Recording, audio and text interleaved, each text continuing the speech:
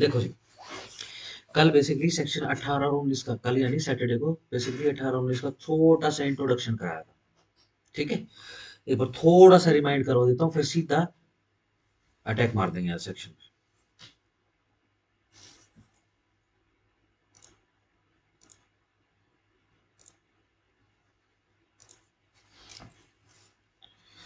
आओ जी, देखो जी, सीधा सिंपल इलस्ट्रेटिवली ले लेता हूं मैं। ए ने बी को 10,000 रुपए उधार दे दिए। ठीक हो गया? सही, कब दिए हैं? 1 जनवरी ऑफ सम ईयर, अपने हिसाब से लगा लेना। 1 जनवरी ऑफ सम ईयर से आप शुरू करोगे, या फिर मैं ऐसे ही सिंपल लिख देता हूँ 20। ठीक हो गया? अब ए को जो है सूट फाइल करना है रिकवरी, या फिर इसको मनी सूट भी बोल लो, तुम्हारी इच्छा। अब तो आपको पता लग गया, अभी मनी सूट भी बोल सकते हो, रिकवरी सूट भी बोल सकते हो।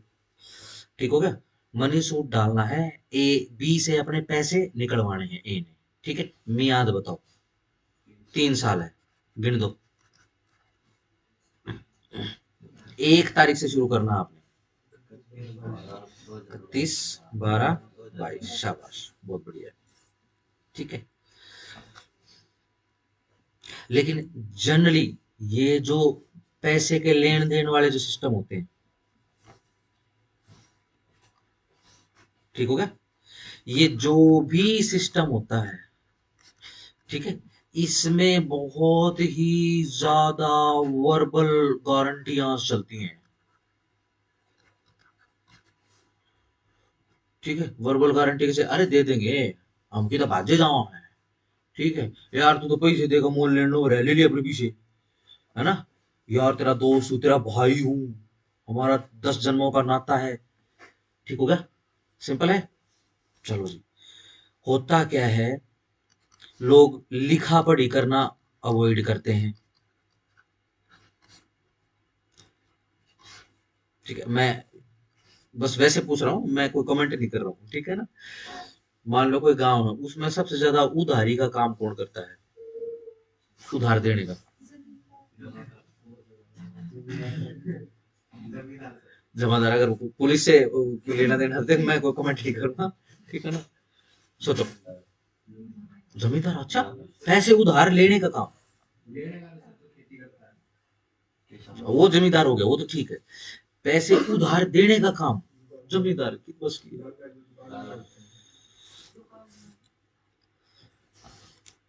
जिसके पास पैसे होंगे, खत्म बात।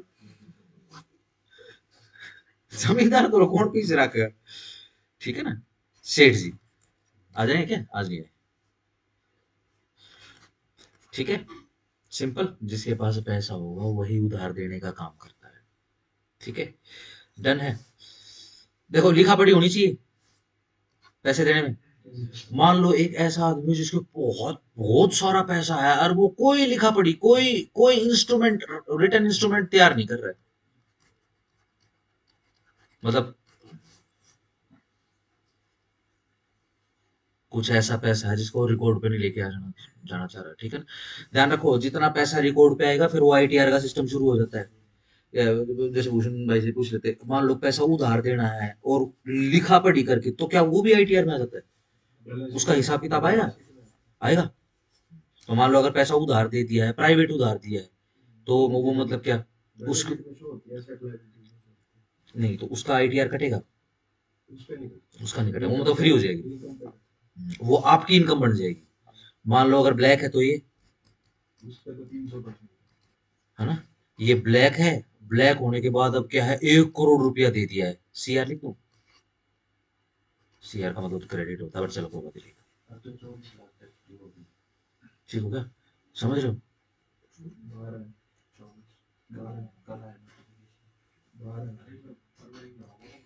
और इनकम टैक्स लाइन के बैठे बेटा। आज संदीप भाई कमी पूरी करो क्या तुम? हम्म, चलो जी, मान लो कोई सोर्स नहीं है, 1 करोड़ रुपया अभी अभी कल आया है, मार्केट में चला दिया, लिखा पढ़ी कर ली मैंने। समझ रहे हो ना मैंने क्या किया? है ना, एक तो पैर कुल्हाड़ी पे मारना होता है, एक सर दे के मारना कुल्हाड़ी पे। समझ पा रहे हो ना? समझ गए ना, ये काम होते हैं, कहने का मतलब कि बिना लिखा पढ़ी करे लोग उधार दे देते हैं, लोग उधार ले लेते हैं। ठीक है ना, तो जैसे ही वर्बल उधार दिया गया है, ऐसे ही वर्बल उधार लिया गया है। जैसे उधार देते समय ये वर्बल गारंटी आई थी कि भाई इतने रुपए में इतना ही दो रुपए सैकड़ा या फलाना फलाना इतने दिन में दे दूंगा, ये वो ये चलता रहता है। होता क्या है, ये वाली डेट 31/12/22 ये डेट जो है निकल जाती है। यस नो, ठीक है जी। अब क्या करोगे, पैसे तो आए ना।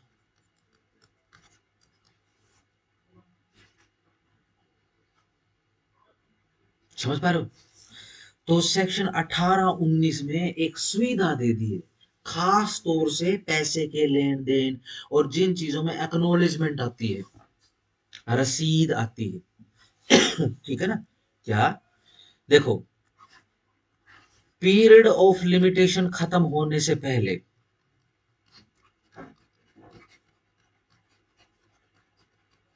ठीक है जी, अगर एक्नॉलेजमेंट आ जाए, ठीक है ना, एक्नॉलेजमेंट का सीधा मतलब होता है कि पेज के ऊपर लिख कर देना। ठीक है ना, अब वो पेज कोई दूसरा भी हो सकता है, चेक के हिसाब से भी हो सकता है, इंटरेस्ट के हिसाब से भी हो सकता है, या सिंपल देनदारी लिख के दे दे, टाइप करके दे दे, फोन पे बोल दे कि हाँ भाई देनदार तो हूं मैं तेरा, और उसको रिकॉर्ड कर लो किसी भी तरीके से, ईमेल, जीमेल, व्हाट्सएप, आजकल जितने भी ये सोर्सेस हैं किसी पे भी आ जाए, वो एक तरीके की एक्नोलेजमेंट है। लेकिन शर्त क्या है, एक्नोलेजमेंट कब आएगी, पीरियड ऑफ लिमिटेशन खत्म होने से पहले आ गई तो ठीक है, वरना तो खत्म। ये लो जी, एक्नोलेजमेंट आई है कब, पीरियड ऑफ लिमिटेशन खत्म होने से पहले। ठीक हो गया, सिंपल। तो जिस डेट से, जिस टाइम से ये एक्नोलेजमेंट आई है, ठीक है जी, यहीं से एक फ्रेश पीरियड ऑफ लिमिटेशन शुरू हो जाएगा अगेन, अब फ्रेशली, फर्दर 3 साल का। बस ये सेक्शन 18 है। ठीक है, सेक्शन 19 को पिक्चर में बाद में लेके आऊंगा, ठीक है, पहले सेक्शन 18 पढ़ते हैं। ठीक हो गया, समझ में आ गया भाई ऑब्जेक्टिव क्या है, सेक्शन 18 क्यों आया है। ठीक है ना, क्योंकि जनरली होता है इनके से। ठीक है ना, इवन ये गलती अब वकील भी कर देते हैं, पैसा दे दिया उधार, ठीक है ना, कोई लिखा पड़ी है नहीं, ठीक है ना, अगले ने करना है अपने हिसाब का काम। ठीक है जी, अब वो क्या है, फिर मिलता नहीं, फिर यहाँ वहां जो अपना देखते हुए फिरते हैं, फिर मजबूरी में क्या है, एक तो भैया चेक चुक हो, एक्नोलेजमेंट हो, ठीक है जी, फटाक से जो है रिकवरी सूट डल जाए, फिर यहाँ वहां से प्रूव प्राव कर कुरा के फिर होता है सिस्टम। ठीक है ना, मान लो अगर नहीं भी हो, उसका भी सवाल सवाल डेवलप करना, उसका भी केस बताऊंगा किस हिसाब से होता है।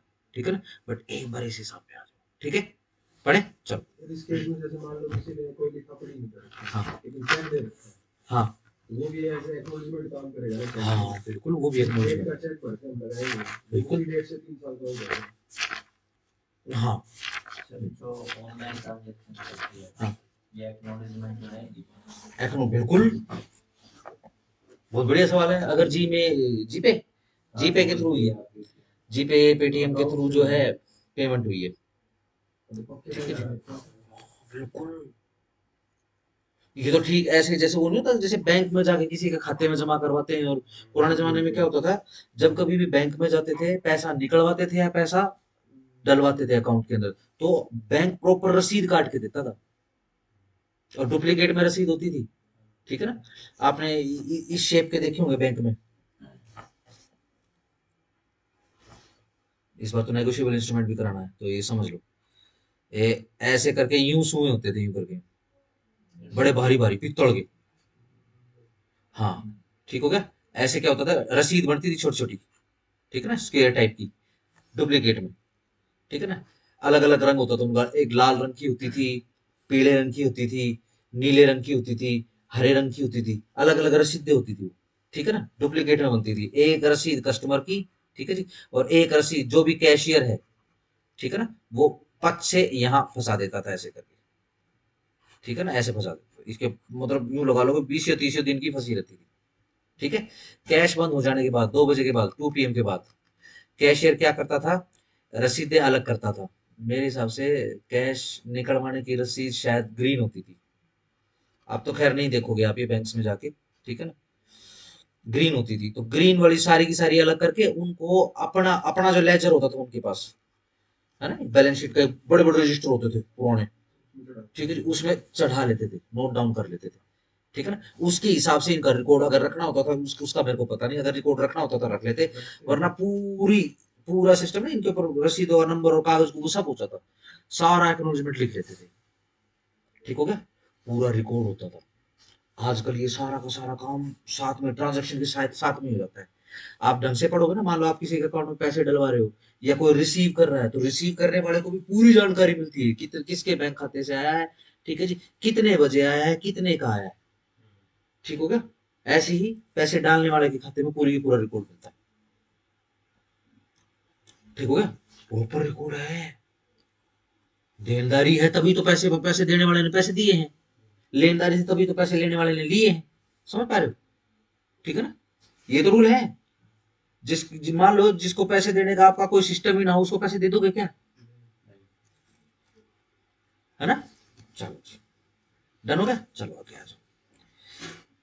ये बात ध्यान में रखना कि पीरियड ऑफ लिमिटेशन के अंदर अंदर ही एक्नॉलेजमेंट आई है तो ठीक है, वरना भूल जाओ, ठीक है। आओ जरा सेक्शन 18,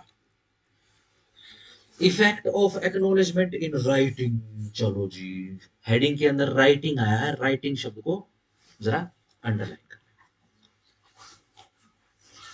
वेयर जहां पर before the expiration of the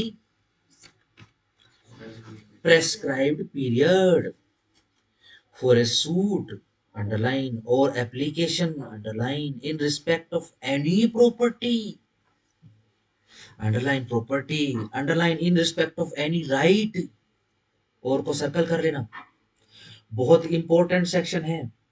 अगर आप डीजीएस जैसा पेपर देते हो तो हो सकता है कि पूरे के पूरे लिमिटेशन एक्ट में सवाल ना आए, लेकिन ऐसा नहीं होगा कि सेक्शन 18-19 से सवाल ना आए, ऐसा नहीं होगा सेक्शन 27 से सवाल ना आए, ठीक है जी। एचपीएससी के हिसाब से तो पूरा लिमिटेशन एक्ट, ठीक है जी।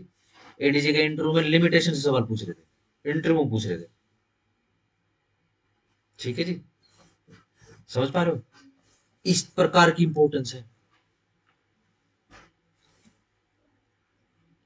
ठीक है ना। वो तो चलो ठीक है, लिमिटेशन के भी सवाल पूछ लिए थे मैंने, नहीं तो मुश्किल हो जाती, कम से कम ये है कि ऑब्जेक्टिव तो बता ही दिया होगा सर ने। चलो, prescribe period for a suit application in respect of any property और राइट, आपने एक्नॉलेजमेंट दे दी है किसमें, राइटिंग में, ठीक है जी। कैसे, पीरियड, प्रेस्क्राइब पीरियड खत्म होने से पहले किसी भी सूट के या फिर किसी भी एप्लीकेशन में, और वो किस चीज के रिगार्डिंग एक्नॉलेजमेंट है, प्रॉपर्टी और राइट की रिगार्डिंग, ठीक है जी। क्या दिया आपने, एन एक्नॉलेजमेंट,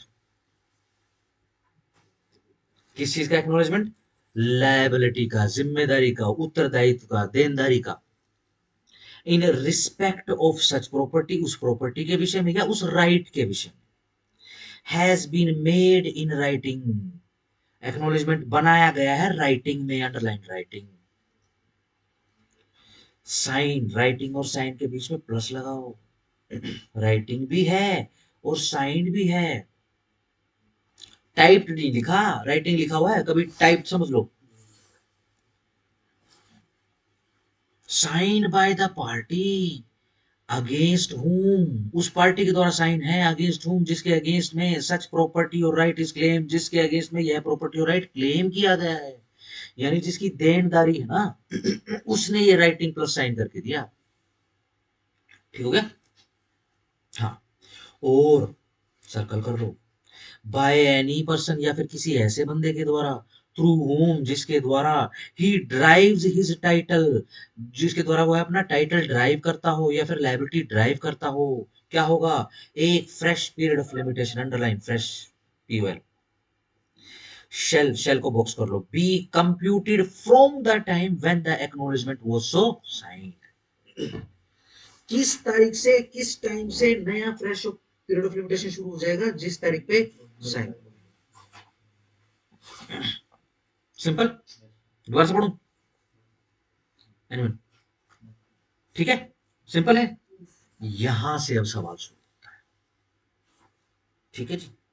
यस, क्या आ गया, सारे के सारे जो है इंपॉर्टेंट पॉइंट साथ साथ में डेवलप भी कर लो, सेक्शन 18, ठीक है जी। सारे के सारे की इंग्रेडिएंट इनका एक स्पाइडर बना लेते हैं। चलो बताओ जरा, सेक्शन खोलो डायरेक्ट और बताओ।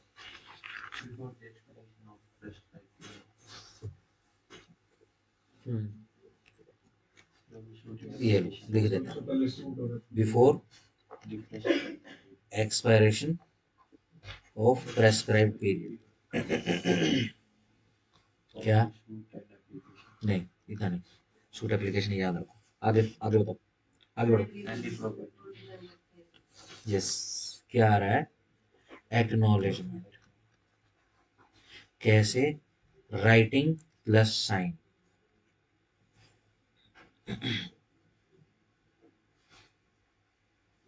ठीक हो गया? बाय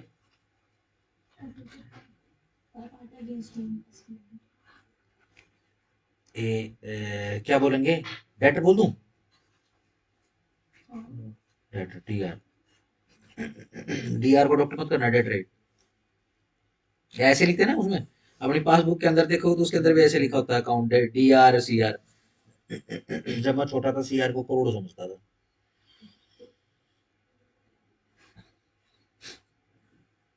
चलो जी, या तो डेटर के द्वारा या फिर एनी पर्सन, एनी पी, ठीक है जी, हु ड्राइव्स टाइटल या फिर लायबिलिटी, है ना? जब टाइटल ड्राइव कर सकते हैं हम, तो लायबिलिटी तो कर सकते, लायबिलिटी भी तो कर सकते हैं। ठीक है जी। क्या होगा? डेट ऑफ साइन से फ्रेश पीओएल शुरू हो जाएगा। बस ये बनाओ। ये आपका सेक्शन है। कौन सा? कौन सा? कौन सा? Any person who drives title slash या फिर लायबिलिटी।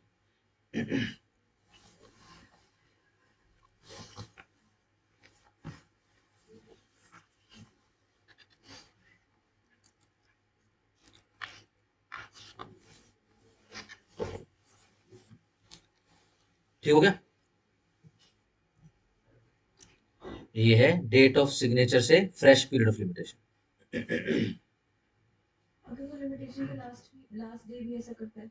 हाँ, अगर प्रेस्क्राइब्ड पीरियड के विद इन जो है किसी भी समय क्या आया है? एक्नोलेजमेंट आई है। ठीक है ना?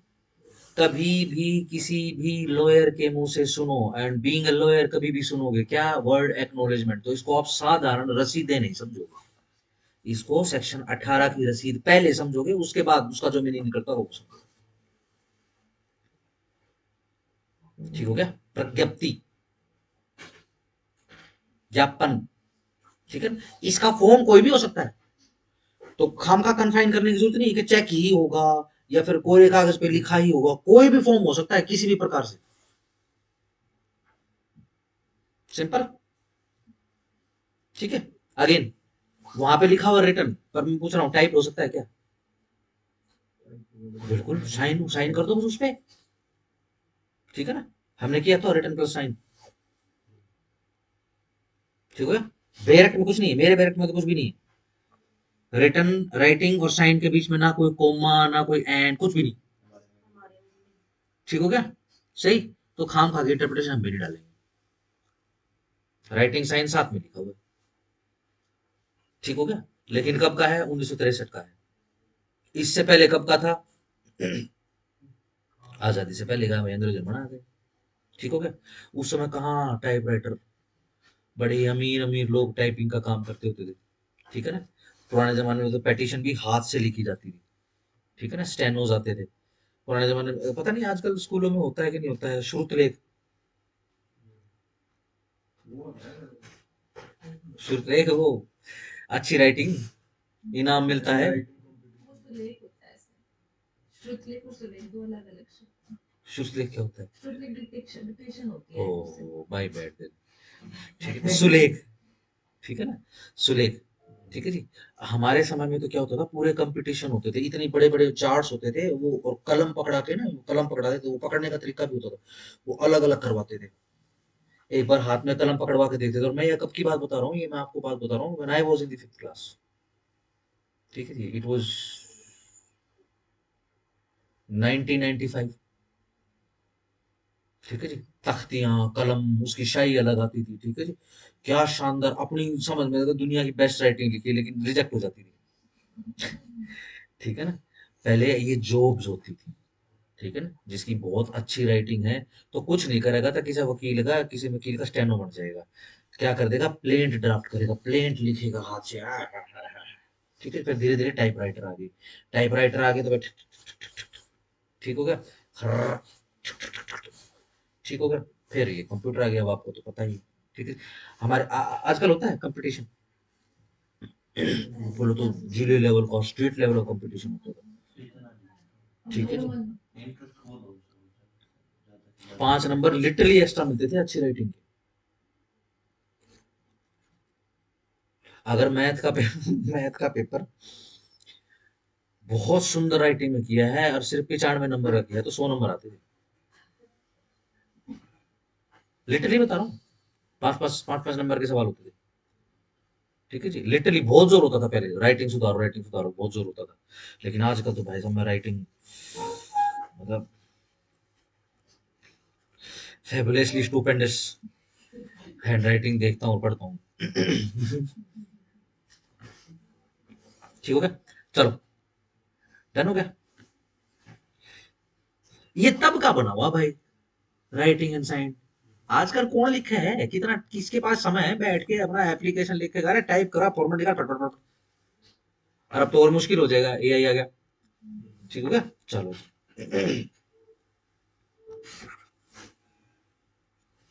आओ जी, अब जरा आगे।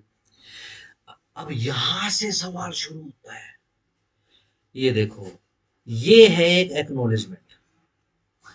ठीक है, ये देखो, ये लो जी, लिख दिया, I beg to say that फलाना फलाना, ये इतने रुपए का देनदार, हो लिख दिया, ये साइन कर दिए जी मेरे, ये विटनेस के साइन है, ये डेट आ गया, ये प्लेस आ गया। ठीक है, हो गया, शाबाश। ठीक है, सही। अगर मैं इसमें से डेट हटा दूं, अब क्या होगा? इसमें से अगर मैं प्लेस हटा दूं, देखो डेट कितनी इंपॉर्टेंट है, प्लेस का तो चलो ठीक है, तुम भी बाईपास कर सकते हो, पता ही है आपको। ठीक है, अगर मैं डेट हटा दूं, तो लिमिटेशन एक्ट का तो सारा ही पर्पस गोल हो गया, है ना। कब से माने, ठीक है ना। ये आज भी होता है, आज भी होता है।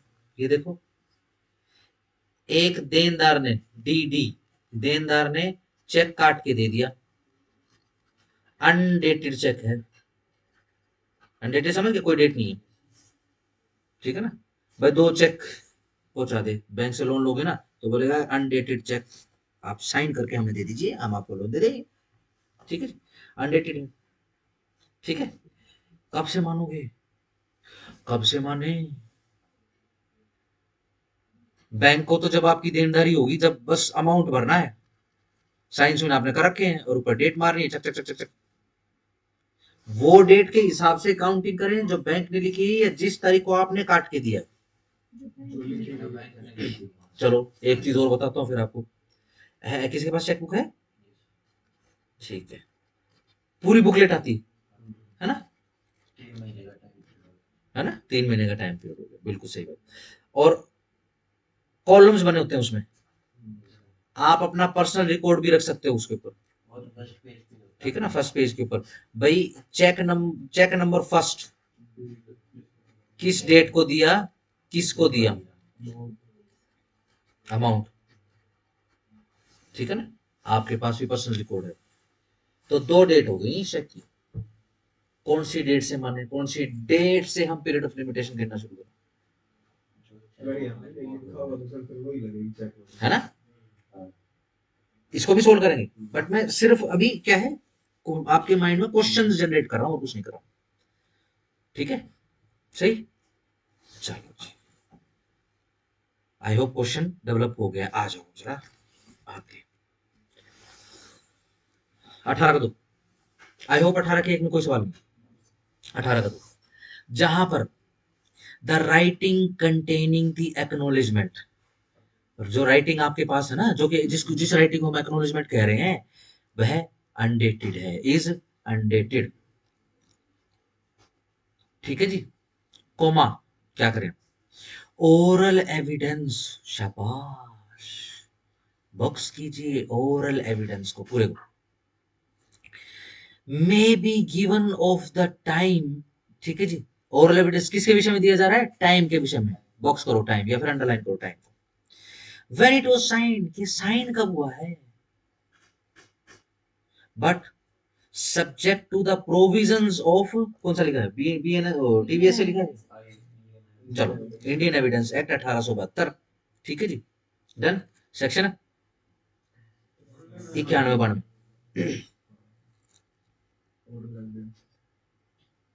इंडियन एविडेंस एक्ट का बोल रहा हूँ मैं।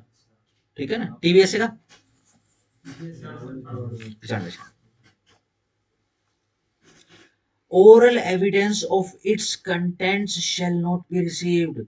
हालांकि oral oral evidence, content of the document, इसके विषय में अवेलेबल ना होंगे। ठीक हो गया। चलो जी, टीवीएस से खोलू क्या, बोल दो हाँ। एक निकाल देगा क्या, टीवीएस के नाम से निकाल देगा।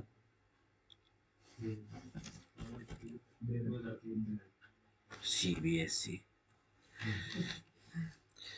भारतीय साक्षर अधिनियम पीडीएफ था ना ये, टेक्नोलॉजी का इंटर, हाँ बड़ा मजा आ रहा है भाई। हिंदी में क्या ही। चलो,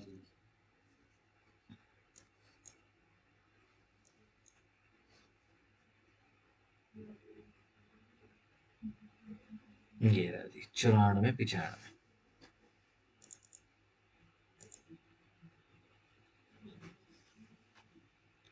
देखो जी, किसी को टीबीएस से याद है, शुरुआत से हम पढ़ रहे हैं, पार्ट 2 पार्ट 3 से ये पढ़ रहे हैं कि भाई oral evidence of the content of the document is not allowed.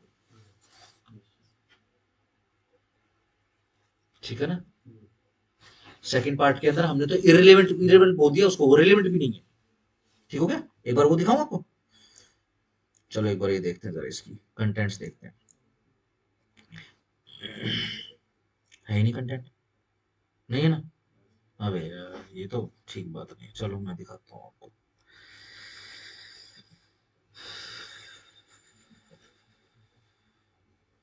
सिर्फ रिमाइंड करा रहा हूँ।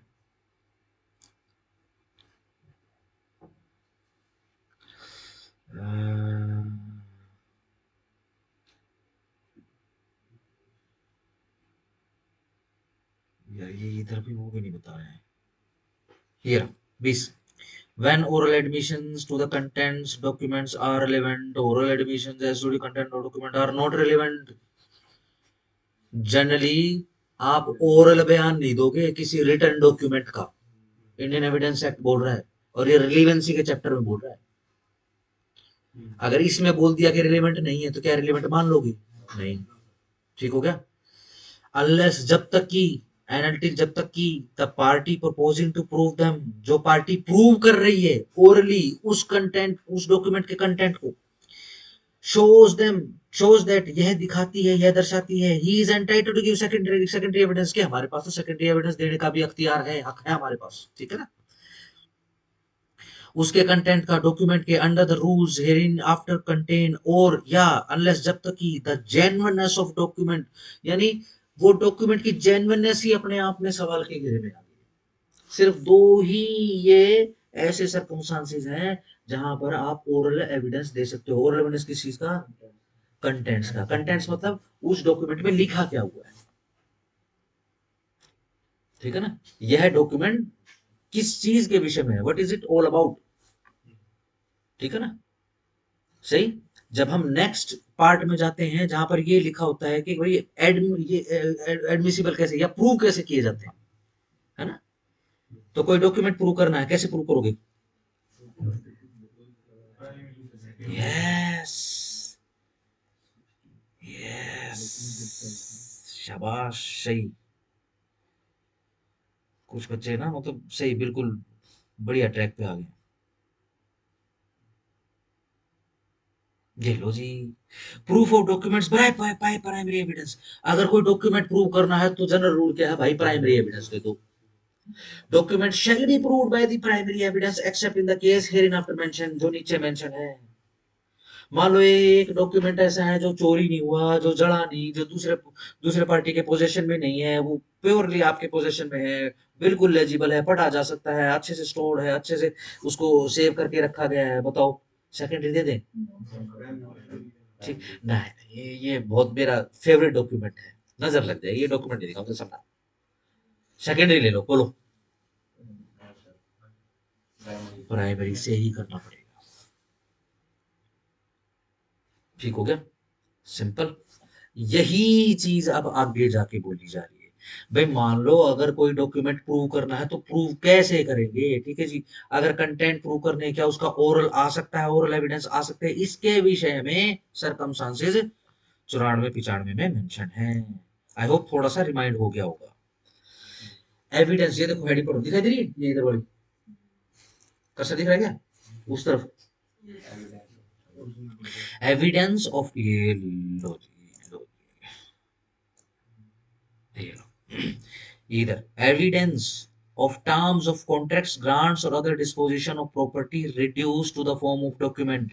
पहली लाइन, जब कभी भी टर्म्स यानी किसी कॉन्ट्रैक्ट की टर्म्स, किसी ग्रांट की टर्म या किसी अदर डिस्पोजिशन ऑफ प्रॉपर्टी की टर्म जो है रिड्यूस कर दी गई है किसमें? डॉक्यूमेंट की फॉर्म में। And in all cases in which any matter is required by law, या फिर वो सारे के सारे केसेस आगे रेज्यूटरी के अंदर जो जिसकी रिक्वायरमेंट क्या है, लॉ के अकॉर्डिंग रिक्वायरमेंट क्या है कि भाई आप डॉक्यूमेंट करोगे, उसका डॉक्यूमेंट बनाओगे बनाओगे, ठीक है ना। No evidence shall be given in proof of the terms of such contract, grant और अदर डिस्पोजल प्रॉपर्टी। ठीक है जी।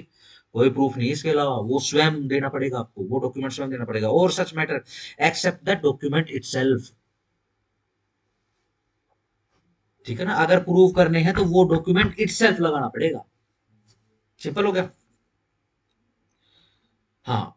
और secondary evidence of its content in case in which secondary evidence is admissible. और सेकेंडरी एविडेंस भी तब मांगेगी court, तब आपको अलाउ करेगी जब you are eligible to produce the secondary evidence. Let's say वो ओरिजिनल डॉक्यूमेंट आपके पोजीशन में है और बिल्कुल सही सलामत है, कोई तरीका ही नहीं है कि कोर्ट आपको ये बोल दे कि भाई आप जो है कोई बात नहीं सेकेंडरी से कर लो। बल्कि डॉक्यूमेंट भी नहीं है, ठीक है जी, और बिल्कुल नॉर्मल डॉक्यूमेंट की तरह है, 2 या 3 पेज का डॉक्यूमेंट है, हल्का फुल्का सा डॉक्यूमेंट है, उसको ले जाने का खर्चा भी इतना नहीं है। ठीक है जी, इतनी सारी डिटेल भी नहीं है कि कोर्ट को भाई सालों साल निकल जाएंगे वो डाटा एनालाइज करने में। ठीक है जी, कुछ नहीं है, आपको अलाउ नहीं किया जाएगा, आपको वो डॉक्यूमेंट स्वयं देना पड़ेगा। ठीक हो गया, सिंपल हो गया। फिर एक्सेप्शन आ गए यहाँ पे, जब कभी पब्लिक ऑफिसर आएगा, ठीक है जी, पब्लिक ऑफिसर ने अपना बैच दिखा दिया कि देखो मैं फलाना हूँ। अच्छा नहीं नहीं, तू हमको जॉब लेटर दिखा, आप तो मान ही सकते तू पुलिस ऑफिसर है। अपना अपॉइंटमेंट लेटर दिखाने की जरूरत नहीं उसको, है ना। अरे देखा होगा ना वो इंग्लिश फिल्मों में, NYPD, FBI, ठीक है ना, वो बैच ऐसे लटका रहता है FBI। ठीक है जी। अब वो कोई बोले कि नहीं हमें तो अपॉइंटमेंट लेटर दिखा, उसको पकड़ के जेल में डाल देंगे। ठीक हो गया ना। यहाँ पे नहीं मांग सकते। ठीक है ना। ये ओपन ओपन की बात, ये कोर्ट की भी बात हो रही है। हुआ क्या, पुलिस आ गई, कोर्ट के अंदर आ सकती है ना पुलिस। ठीक है जी, पुलिस ने अपना, सीधी सिंपल सी बात है कि भाई वो ऑफिसर है तो प्रोटोकॉल होता है, पूरी पूरी ड्रेस में होता है, कैप शैप पूरा प्रॉपर ड्रेस में होता है, और वो सलूट देता है। सलूट आ गया। ठीक हो गया। तो जज साहब पूछेंगे कौन है बे, नहीं प्रूव कर। ये ये टोपी तो तूने DSP की लगा रखी, जो अपॉइंटमेंट लेटर निकाल गया। ठीक है ना। अनटिल अनलेस उनकी अपॉइंटमेंट ही शक के घेरे में हो। ऐसे भी तो होते हैं जो, एक तो मैंने देखा, पता नहीं कौन था, भी पता नहीं, दिल्ली दिल्ली में गई, मॉल मॉल में घूम रहा था, उनसे पैसा पूसा मांगते हुए घूम रहा था। ठीक है जी, पूरी प्रॉपर ड्रेस सिमाई थी, बिल्कुल क्रीज गार्ड के ड्रेस पे। ठीक है जी, और ऐसे टेढ़ी टोपी करके, लाल जूते पहन के, ऐसे वो फीता सा लगा के घूम रहा था। पुलिस वाला ने पकड़ा, वो तो इतना पेट था उसका, पूरा मटके जैसा पेट था उसका। ठीक है, 15-17 रोटी खा खा रहा मुझे पर दिया। ठीक है ना, अनटिल अनलेस उसकी अपॉइंटमेंट घेरे में ना हो आप नहीं ले सकते उसे। आप और नहीं चलाओगे जो आपको दिखाई दे रहा है, अदरवाइज ही चलाओगे, प्राइमरी एविडेंस की जरूरत नहीं है। ठीक हो गया।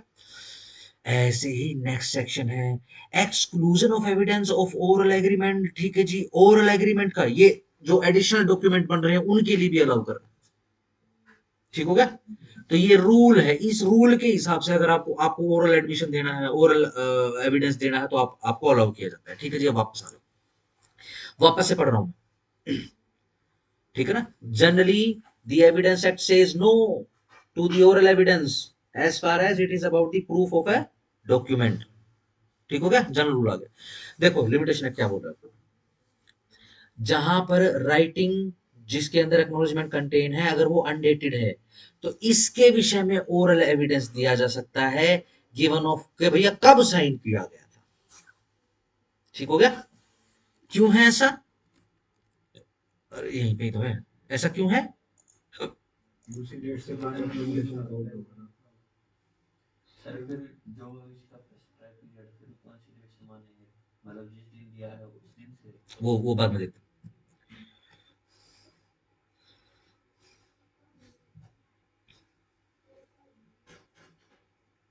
अगर मैं सेक्शन 94 के हिसाब से पूछूं तो क्यों अलाउड कर दिया। दूसरा एक्सेप्शन क्या है, wills admitted in probate in India में be proved by the probation. Yes, अगर विल प्रूव करनी तो भैया ओरल एविडेंस ही आता है ना, विटनेस आते हैं, ओरली ओरल बयान ही देंगे वो। ठीक है जी, तो ये तरीका है, ये दूसरे एक्सेप्शन में आ गया। ठीक हो गया।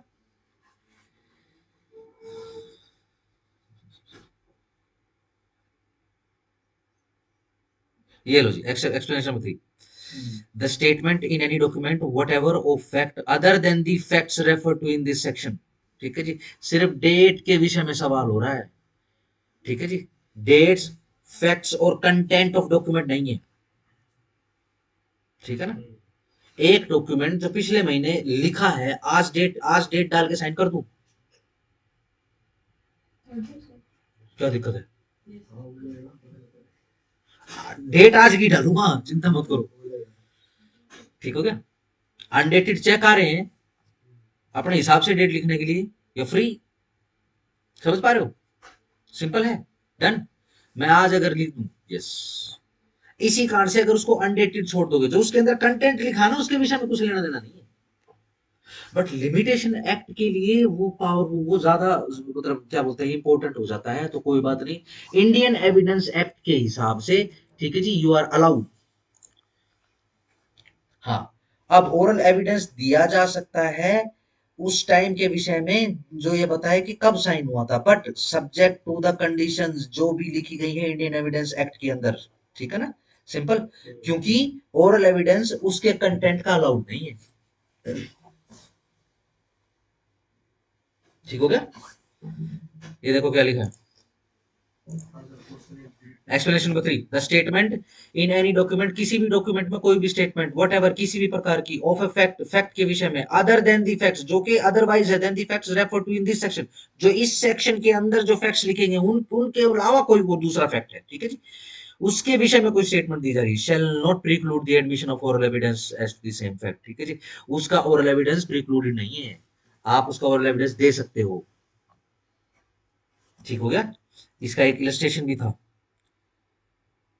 हाँ, ये देखो, if a contract is contained in A bill of exchange, कोई कॉन्ट्रैक्ट है जो किसी बिल ऑफ एक्सचेंज में कंटेन करता है, the bill of exchange must be prove, bill of exchange को तो प्रूव करना पड़ेगा। ठीक हो गया। आओ जी आओ जी आओ जी, ये देखो जरा, ये देखो, ई, ए गिव्स बी को रिसीप्ट किसकी, मनी की, पेड बाय बी, जो बी के द्वारा पेड होनी है। ठीक है जी, oral evidence is offered of the payment. ठीक है जी, ओरल एविडेंस ऑफर किया जा सकता है पेमेंट के विषय में, the evidence is admissible, evidence admissible है। ठीक हो गया, सीधा सिंपल, रसीद है ये। ठीक है, कॉन्ट्रैक्ट किस चीज का है, मैंने पैसे दे दिए आपको, ये है कॉन्ट्रैक्ट। ठीक है जी, आपने एक एक्नोलेजमेंट काट के दे दिए, ये खालस रसीद है, आप ये रसीद ओरली कर सकते हो। ठीक हो गया, डन हो गया। यहाँ एक्नॉलेजमेंट में इसलिए नहीं डाल रहा हूँ क्योंकि जनरली जो पैसे वाले जो कॉन्ट्रैक्ट होते हैं देखो वो कैसे बनते हैं। ये लो जी, कागज बना दिया, कॉन्ट्रैक्ट टू फाइनेंस या फिर फाइनेंशियल कॉन्ट्रैक्ट, ठीक है ना, बन गया। ऐसे लिखा जाता है पार्टी एक बिना किसी दबाव के इतने पैसे देती है पार्टी नंबर दो को, पार्टी नंबर एक जो है इस तारीख से 2 रुपए सैकड़ा है, पता नहीं किस किस हिसाब से पूरी कंडीशन होती है, ठीक है ना। फिर दोनों पार्टीज के साइन, देनदार लेनदार के साइन, ठीक है जी, पूरी कब तक दिया जाएगा कब तक नहीं दिया जाएगा, ठीक है जी। ये देखो एक ही समय पर कॉन्ट्रैक्ट भी है, एक ही समय पर रसीद भी है, ठीक है जी। और फैक्ट कैसा है, कॉन्ट्रैक्ट के अलावा सिर्फ डेट का है और एविडेंस अलाउड है। सिंपल हो गया, सिंपल। चलो, हाँ, हम्म। एग्रीमेंट क्यों करना है?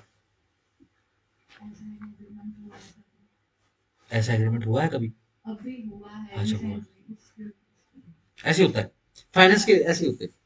उसमें सर ये भी डलवाया था हमने कि जैसे मान लो एग्रीमेंट हो गया ना, हाँ उसमें चेक नंबर वगैरह डलवा देते कि इसके बदले में चेक नंबर भी दे रहा हूँ मेरी पेमेंट हाँ हाँ, बिल्कुल, और बढ़िया और स्ट्रॉन्ग रसीद होगी वो तो। इन केस अगर नहीं करता तो जो उसने श्योरिटी में अपनी प्रॉपर्टी दे रखी है वो नाम करानी चाहिए। बिल्कुल सही है, डन हो गया। अब वो साइन करके जो है डेट डालना भूल जाए, ठीक है ना, सिंपल। जब कभी साइन करने के लिए बोला जाएगा ना, मान लो कोर्ट वगैरह में जाओगे तो प्रॉपर साइन करने हैं आपको, ये नहीं इनिशियल मारने हैं, अपने प्रॉपर साइन, डेट वगैरह डालनी है, ठीक हो गया। पूरी प्रॉपर डेट डालनी है आपको, ठीक है जी।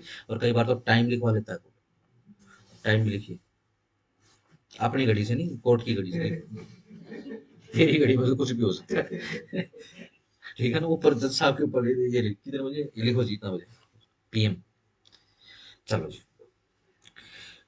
Explanation for the purpose of this section, सिर्फ इस सेक्शन के पर्पज से, बड़े ध्यान से, ये जो एक्नोलेजमेंट है मे बी सफिशिएंट, वह सफिशिएंट रहेगी, मे लिखा हुआ है, मे को अंडरलाइन कर लेना।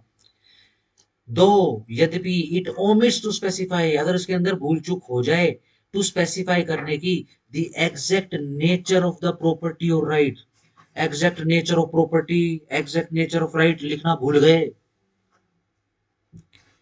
और एवर्स दैट, या फिर ये बताना भूल गए द टाइम फॉर पेमेंट, की पेमेंट कब हुई है, डिलीवरी कब हुई है, परफॉर्मेंस कब हुई है, एंजॉयमेंट हैज नॉट येट कम, ठीक है जी, एंजॉयमेंट अभी तक नहीं हुई है, और is accompanied by refusal to pay, या फिर यह अकम्पेन्ड हो गई है किससे, रिफ्यूजल टू पे से, ठीक है जी।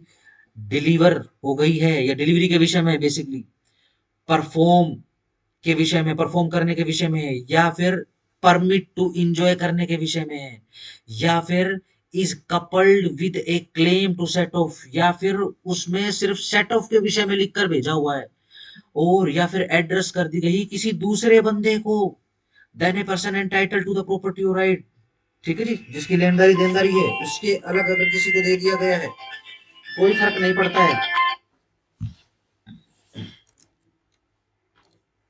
एक सेकंड उठा जरूर, देखो क्या कह रहा है, एक्नोलेजमेंट है, ठीक है ना, एक्नोलेजमेंट वाला कागज आपके सामने रखा हुआ है, वह पर्याप्त है, कोई फर्क नहीं पड़ता है कि उसके अंदर एग्जैक्ट नेचर ऑफ प्रॉपर्टी लिखना भूल गया एक्नोलेजमेंट देने वाला, कोई फर्क नहीं पड़ता है एग्जैक्ट नेचर ऑफ राइट लिखना भूल गया, ठीक है जी, या फिर उसके अंदर टाइम ऑफ पेमेंट लिखना भूल गया, ठीक है जी, या फिर वो सिर्फ उसके अंदर डिलीवरी डिलीवरी के विषय में लिखा हुआ, ठीक है ना, या फिर उसके विषय में उस एक्नॉलेजमेंट में सिर्फ परफॉर्मेंस के विषय में लिखा है, एंजॉयमेंट के विषय में लिखा है कि भाई अभी तक एंजॉयमेंट नहीं कर पाया हूं, इसको जो भी बेनिफिट है मैं इसको यूज नहीं कर पाया हूं, ठीक है जी, या फिर उसमें अगर ये भी लिख दिया ना, जा होना देते रहिए, जा होना देता रहिए, अगर ये भी लिख दिया, ठीक है ना, यस, ठीक है जी, या फिर सीधा सिंपल डिलीवर करने से मना कर दिया है, या फिर परफॉर्म या परमिट टू एंजॉय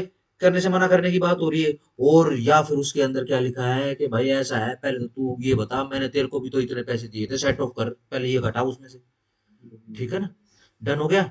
या फिर एक गलत आदमी को भेज दिया आपने ये एक्नॉलेजमेंट, यह पर्याप्त है,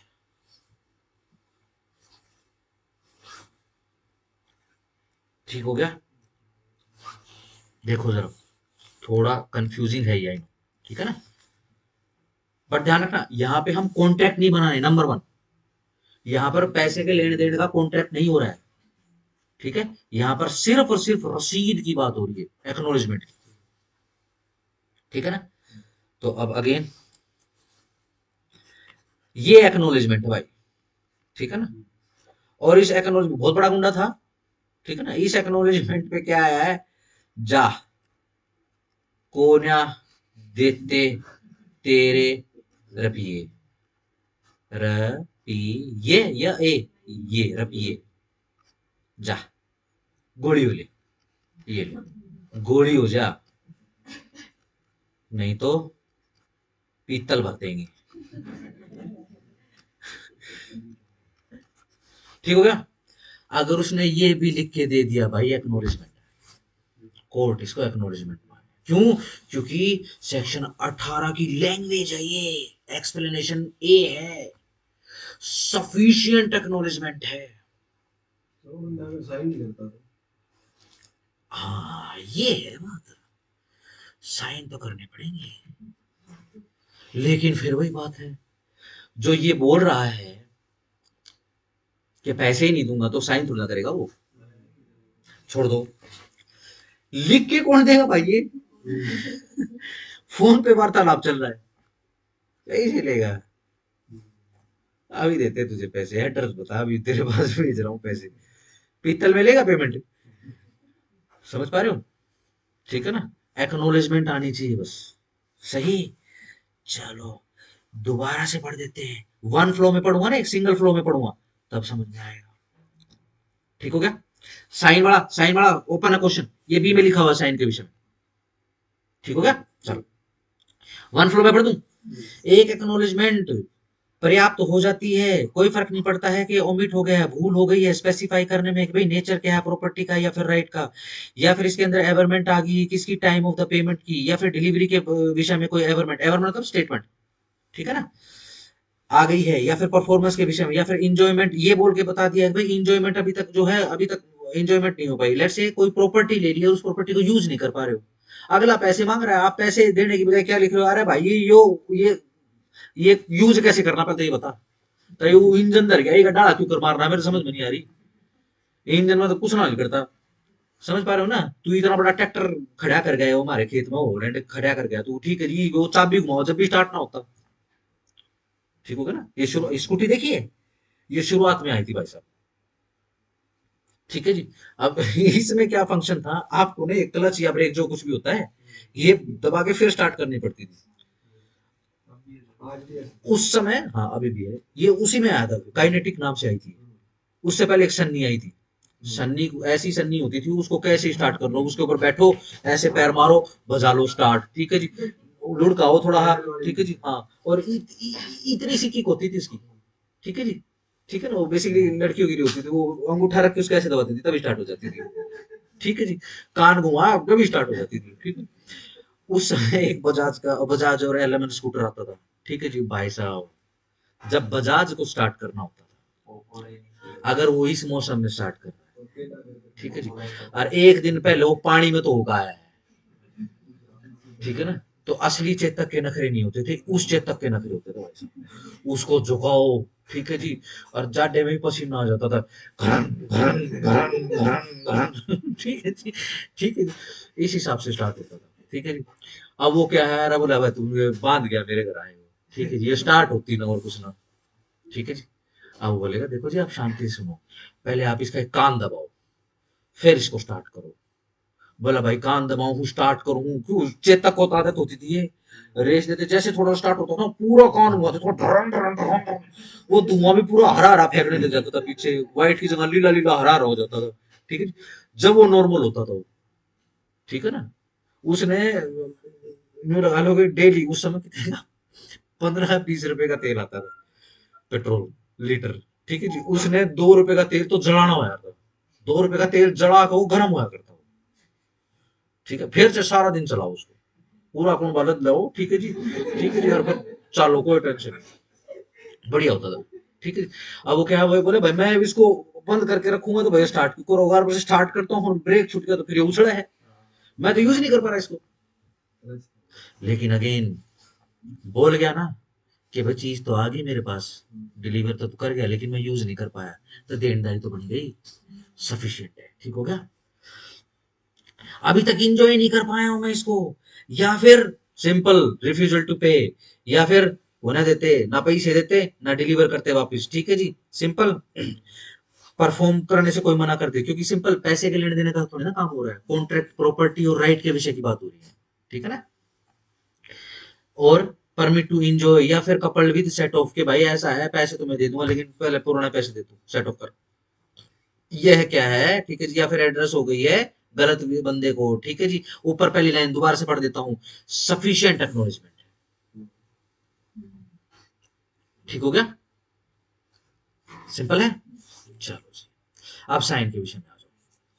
द वर्ड साइंड का मतलब है साइन ईदर पर्सनली या फिर by an agent duly authorised in this behalf. या तो वो साइन करे, या फिर उसके बिहाफ पर ड्यूली अथोराइज एजेंट साइन करे। ठीक हो गया? सिंपल रहेगा। डन। आओ अब इसमें बात करते हैं।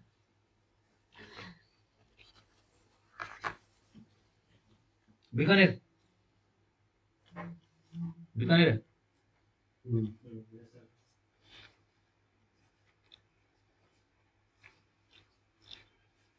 चलो, हाँ जी, साइन आपका कैसा होता है? अगर एक बात साइन नहीं देता हम्म, तो भी किसी ने फोन कर लेगा ना, ठीक है, एक्नॉलेजमेंट तो दे देगा, यहाँ तो रिटर्न एंड साइन है। बट प्रैक्टिकली तो नहीं होता सब, साइन होता है व्हाट्सएप पे भेजा, हाँ मैसेज भेजते साइन हाँ, करके थोड़ी अब भेजते। कोर्ट की इंटरप्रिटेशन, इंटरप्रिटेशन है, कोर्ट मान लेती है। ठीक है ना? क्यों? क्योंकि जब 1963 में आया तो ऐसी सुविधाएं होती ही नहीं थी। ठीक है ना? 1963 में तो आप यूँ लगाओगे जैसे लैंडलाइन भी है, वो भी किसी किसी की घर। ठीक है ना?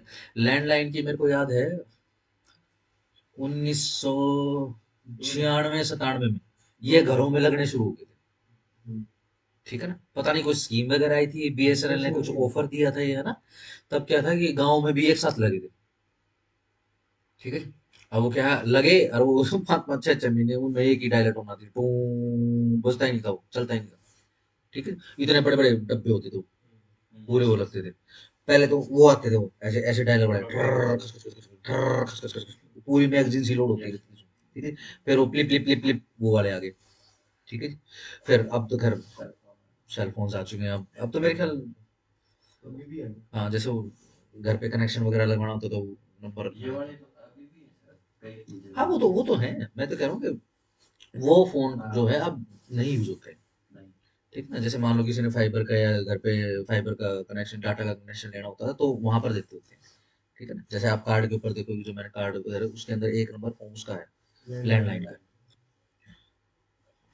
ठीक हो गया? सर अगर वो जो तो क्या है सीन? सीन ये है कि उस समय नहीं था।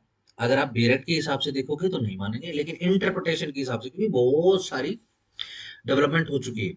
ठीक है ना? तो अब हो जाएगा। कल किसी ने वो देखी थी, परेड देखी थी?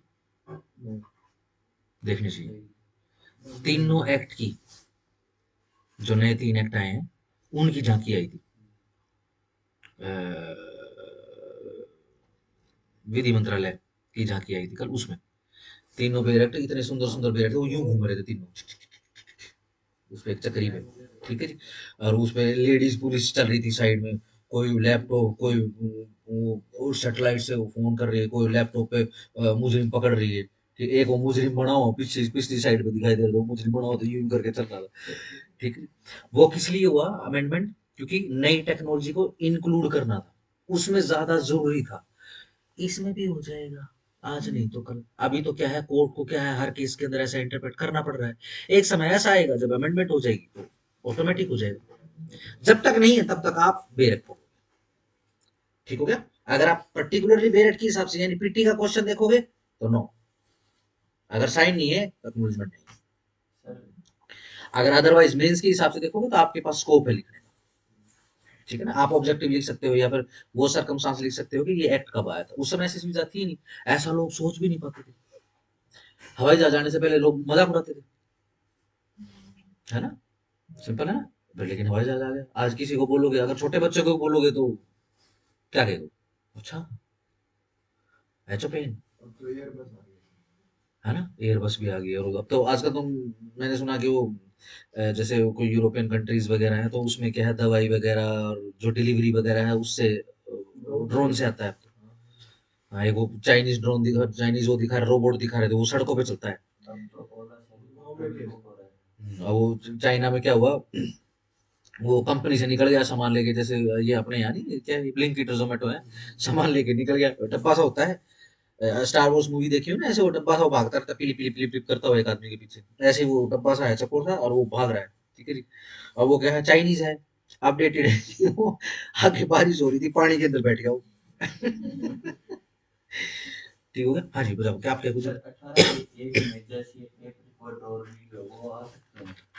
वही, अगर रिटर्न प्लस साइन है पीटी के हिसाब से, यस, प्रॉपर एक्नॉलेजमेंट है। अगर साइन नहीं है तो कोई एक्नॉलेजमेंट नहीं पीटी के हिसाब से। अगर मेज है तो सीधी सिंपल सी बात, मेज में आपके पास लिखने का स्कोप है। ठीक है। 1963 में कैसेट होती थी। हम्म। अच्छा, 1963 में कैसेट होती थी। 80s में आई कैसेट्स। कैसेट्स वो टेप टेप कैसेट्स। वीसीआर देखे किसने? देखा है। पुरानी कैसेट देखी ना। हाँ, वो बड़ी बड़ी आज कैसेट की है। रेफरेंस पर है ना। कब आई थी? 1960 में तो जापान में आई थी, हमारे देश में तो 80 में आई थी। 80 के दशक में, 70 के आखिर में, 80 के दशक में आई।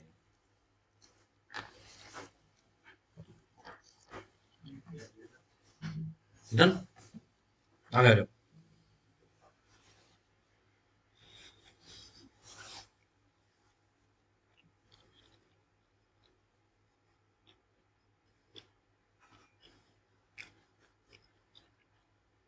सी, an application for the execution of a degree.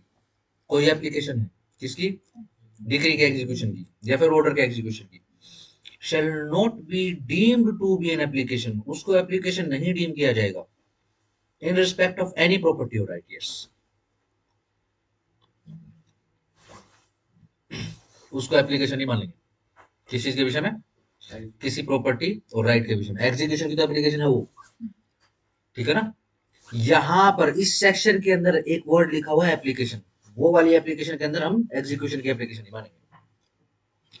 देखो, ऊपर लिखने की बजाय ये देखो, यहां से पूरी कर देता हूँ। पहली लाइन पढ़ो। Before the expiration of prescribed period for a suit or application except application of order 21। यहां लिखने की बजाय कहां लिख दिया? सी में लिख दिया। ठीक हो गया, सिंपल है, डन हो गया, सही। चलो आओ अब जरा,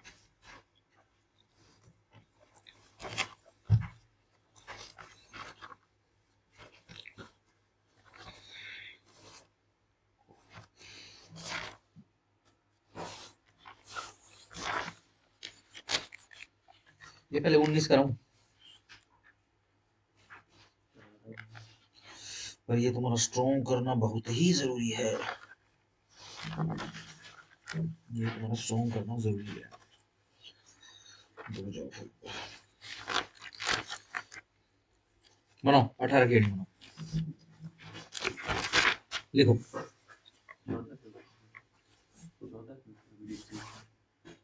सेक्शन 14। लिखा नहीं है ना।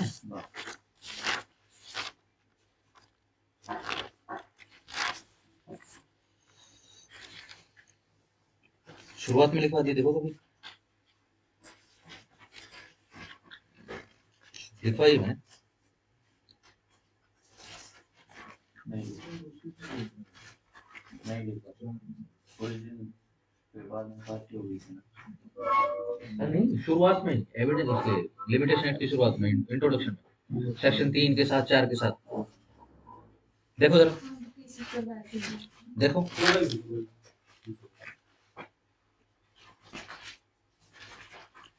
देखो जरा, कोई केस लो भी कराया किस इसके साथ में? सेक्शन 14 में कमर्शियल वाला बड़ी नहीं है। Consolidated engineering enterprises versus irrigation department. देख लो ना, देख लो ना, फटाफट बता दो ना। ये टाइम लोगी क्या? कंसोलिडेटेड वाला नहीं है नहीं है? ये लिखा है। चलो आज 18 पे कैसे लिखो, होता है? आज 18 पे लिखो, चार आज 18 पे लिखो। हाँ, हैं? लिखा है, लिखवा कैसे होता है? कंसोलिडेटेड लिखवा रखी, हाँ, लिखा है। केस लो लिखवा है। मकबूल है, मकबूल। मेरे मजे ले लो तुम। ये रहा, सेक्शन 14। कंसोलिडेटेड इंजीनियरिंग एंटरप्राइजेज करवाया है। केस लो ये वाला नहीं लिखा है जो आप बता रहे कौन सा लिखवाया फिर? हैं। मकबूल वाले में लिखा है। इसी में डिक्टेशन में लिखा है सेक्शन 4 के साथ। रुको भैया, ये जरा इसकी फोटो खींच लगे। मैं इसकी करवा दूंगा।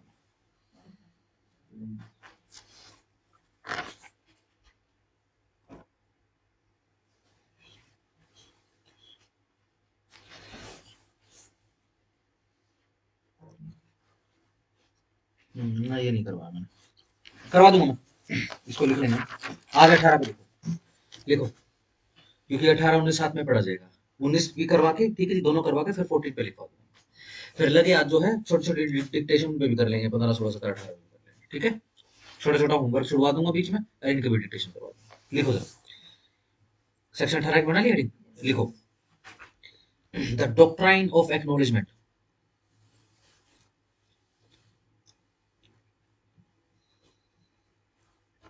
is based on the principle of admission। ठीक है जी, टीबीएसए वाले, क्या एक्नॉलेजमेंट लिमिटेशन एक्ट सेक्शन 18 में एडमिशन है? Admission according to TBSA, yes, admission है। एडमिशन की एक छोटी सी डेफिनेशन, एडमिशन जरा सिविल प्रोसीडिंग में होता है, अगेंस्ट में होता है उसके। वो है क्रिमिनल भी तो होता है। अपने अगेंस्ट अपने अगेंस्ट में क्रिमिनल में सर पैसा मांगा होता है ना। कन्फेशन के अलावा भी कोई करना हो, मैंने मर्डर नहीं किया लेकिन मैंने इधर उधर बहुत सारे काम किए, मैंने कोई ऑफेंस नहीं किया है, तो जरूरी है कन्फेशन करूंगा। समझ रहे हो? अगर आप ऑफेंस के रिगार्डिंग अपने खिलाफ ऑफेंस कि मैंने किया, अगर वो वाली स्टेटमेंट दे रहे हो तो दैट एडमिशन इज कन्फेशन। अगर आप एडमिशन तो कर रहे हो बट आप ऑफेंस एडमिट नहीं कर रहे हो, इट इज सिंपल है, एडमिशन है, ठीक है ना। क्रॉस एग्जामिनेशन के अंदर, ऑफेंस के अंदर, ये क्रिमिनल प्रोसीजर के अंदर, ठीक है जी, क्या बोलते हैं, क्रॉस एग्जामिनेशन होता है, हाँ होता है, उसके अंदर बहुत सारी चीजें एडमिट करता है कि या फिर ऐसा भी हो सकता है कि विक्टिम करे, हाँ ये मेरी स्टेटमेंट तो एडमिशन है, सिंपल, ठीक होगा ना, सही, चलो। हाँ वाइस वर्सा इधर कह सकते हो, क्रिमिनल प्रोसीडिंग है उसमें कन्फेशन भी होता है, उसमें एडमिशन भी होता है, लेकिन इधर जैसे सिविल प्रोसीडिंग चल रही है उसमें सिर्फ और सिर्फ एडमिशन होगा, उसमें कन्फेशन नहीं होगा, है ना। चलो, प्रिंसिपल ऑफ एडमिशन, एडमिशन क्या होता है? एक ऐसी स्टेटमेंट होती है जो स्टेटमेंट देने वाले के अपने पर्सनल इंटरेस्ट के अगेंस्ट में होती है, ठीक है जी, और वो एडमिसिबल इनटू दी कोर्ट होती है। वो क्या होती है? वो सिंपल एडमिशन होता है, ठीक है ना। एडमिशन इस स्टेटमेंट के अपने बिहाफ पर नहीं हो सकती, अपने अगेंस्ट में हो सकती है। कितने एक्सेप्शन इसके? 3 सर। 3, बिल्कुल, शाबाश। एविडेंस एक्ट का section 21, I don't know, I don't remember about the TBS. 15 है सर इसका। हाँ, 15 16 17 या 15 हो सकता चलो कोई बात नहीं है, वैसे देख लेंगे अगर जरूरत पड़ी। आगे आ जाओ, फुल स्टॉप, एक्नॉलेजमेंट, एडमिशन के बाद फुल स्टॉप लिखो, acknowledgement does not actually gives right to new cause of action, as such rather it simply start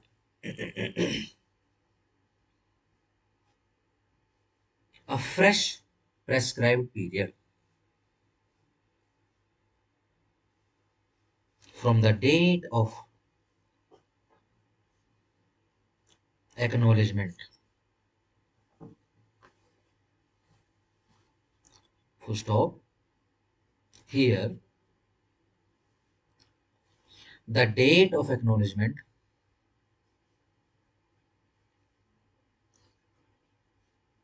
is not included, that is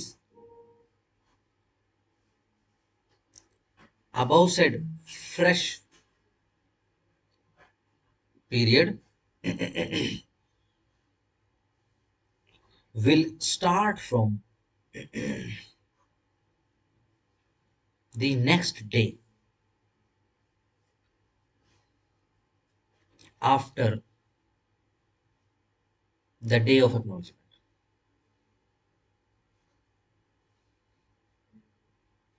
comma, for section 18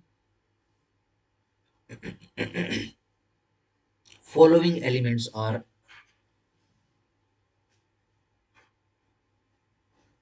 essential. दो बिंदी dash लगाओ, नीचे लिखो number 1, लिखो number 1 में लिखो the acknowledgement should be with respect to any personal or proprietary right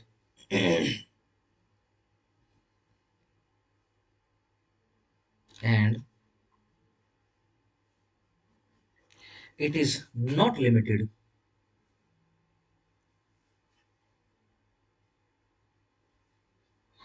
to money debt or claim. ठीक हो गया, ये सिर्फ पैसे के लेन देन वाले कॉन्ट्रैक्ट्स के लिए नहीं है, वो कॉन्ट्रैक्ट, वो हर एक कॉन्ट्रैक्ट जिसके अंदर प्रॉपर्टी या फिर राइट मेंशन है उसके लिए। ठीक हो गया, चलो full stop. Number 2, the party whose liable should have made the acknowledgement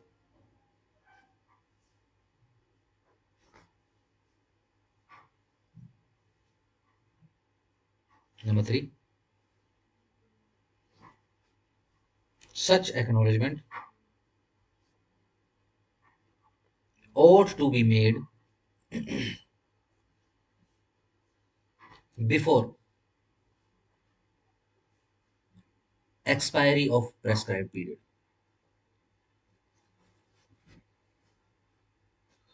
Number 4, the acknowledgement, पता होगा ना acknowledgement छोटा कैसे लिखते हैं,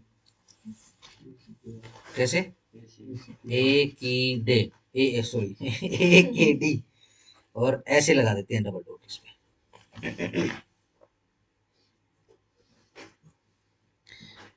Acknowledgement should be in writing and should be signed by the party liable or by authorized agent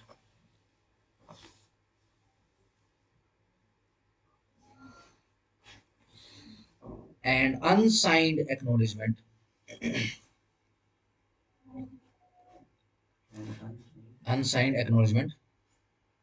will not fall under section 18। Done. Mains में यदि आ जाए ना सवाल कि भाई साइन नहीं थे क्या करोगे, फिर निकाल लेना, इंटरप्रिटेशन लिख लेना, कोई बात नहीं, पॉजिटिवली कर लेना उसकी कि साइन नहीं है, ठीक है ना। फिर क्या करोगे, अगर अदरवाइज मान लो अगर टेलीफोनिक कन्वर्सेशन पे है तो कोई बात नहीं, हम इसको प्रॉपर एक्नॉलेजमेंट ट्रीट कर लेंगे। अगर वो कम्युनिकेशन के जो दूसरे साधन होते हैं, दूसरे जो मीन्स हैं, जीमेल है, व्हाट्सएप है, या वो आजकल जितने भी हैं, अगर उसके थ्रू है, अगर उनके पैरामीटर्स पर वो सही है तो मान लेंगे एक्नॉलेजमेंट, ठीक है ना। बट पीटी में ध्यान रखना, पीटी में तो स्पेसिफिक सेक्शन पे सवाल आएगा, स्पेसिफिक सेक्शन के हिसाब से, स्पेसिफिकली सेक्शन के अंदर स्पेसिफाई क्या, राइटिंग प्लस साइन। हाँ, full stop. However comma, if it is undated or the date is not clear, then oral evidence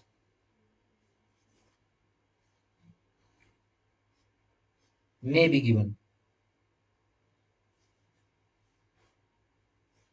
to prove the date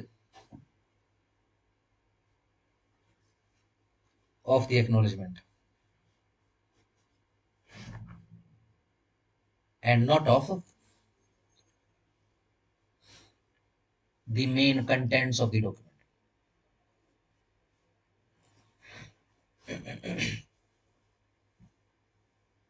full stop. Next number डालो. कितना आएगा? 5. Yes. लिखो. The provision of, देखो Indian Evidence act लिखा है, मैं वही वही लिखूंगा, ठीक है ना. अपन लिखे टीबीएस से, ठीक है. इंडियन एविडेंस एक्ट में देख के फिर टीबीएस से फिर कर लेना, ठीक हो गया. या फिर इसको इस हिसाब से लिखते हैं, लिख लेते हैं. लिखो the provision of Indian Evidence act 1872 slash TBS से 2023 सेक्शंस डैश डैश. ठीक हो गया. इंडियन एविडेंस एक्ट का आपको पता ही, अगर नहीं भी पता होगा तो कोई बात नहीं, टीबीएस का पता करके वो लिख लेना. 94-95. बट अगेन मैं ये चाहता हूँ कि सिर्फ 94-95 का जिक्र मत करो. इंडियन सॉरी टीबीएस से खोल के देखोगे तो बहुत सारे हैं. ठीक हो गया. कहाँ से 20-21 से शुरू हो जाता है, सारे के सारे लिख लेना. ये तो मैंने सिर्फ आपको मेन मेन दर्शाए बीच बीच में, बहुत जगह लिखा हुआ है. ठीक हो गया. हियर से एक्सेप्शन वाले में भी लिखा हुआ है. चलो जी. Will apply with respect to the proving of contents of documents.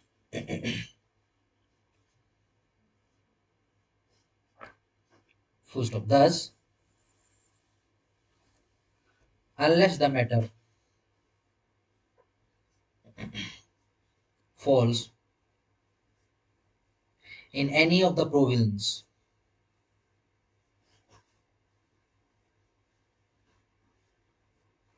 of section 91-92 of Indian Evidence Act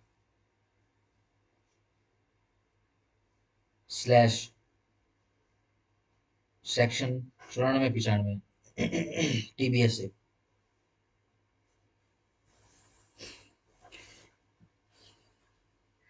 oral evidence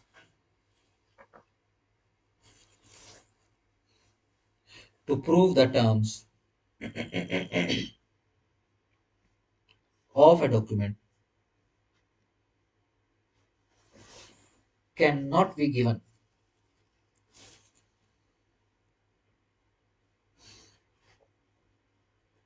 full stop. However की बात को मान लगाओ. It is implicit that if there is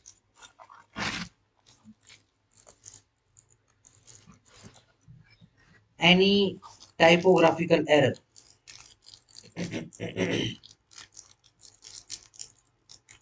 हाँ जी बताओ.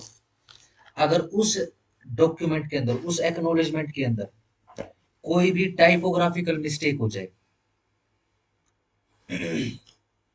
और evidence they they.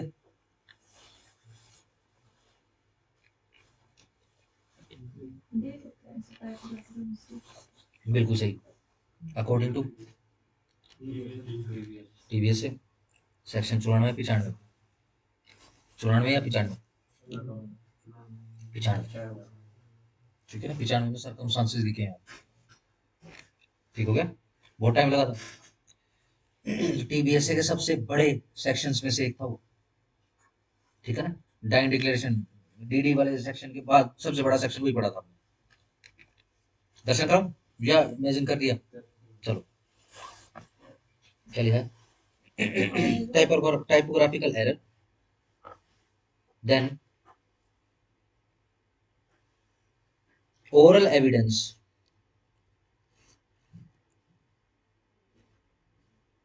to prove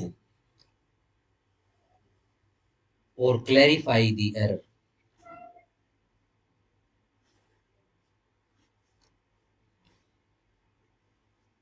shall be allowed.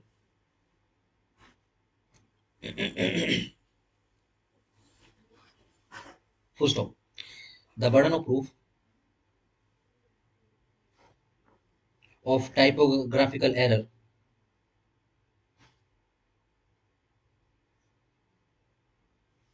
will be upon the party who claim the benefit of section 18. Full stop. Number 6. The acknowledgement need not to be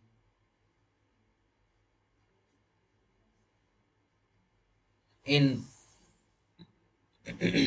as many as terms,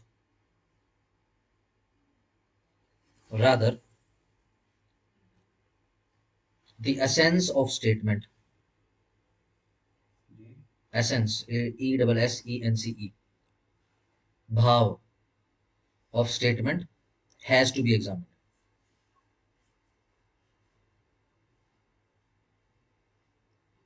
Full stop. If from the wording of acknowledgement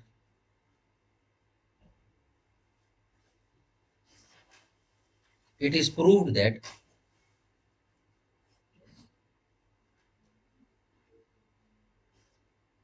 the party intended to admit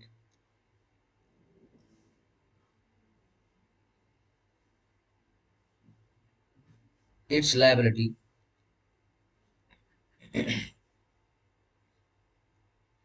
then then it will also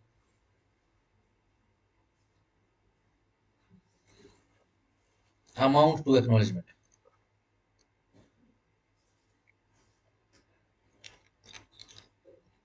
Irrespective of, comma डाल के, irrespective of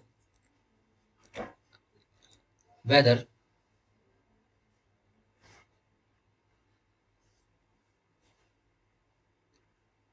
there was a promise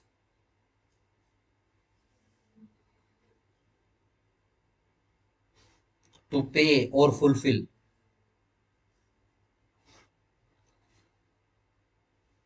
the liability or not.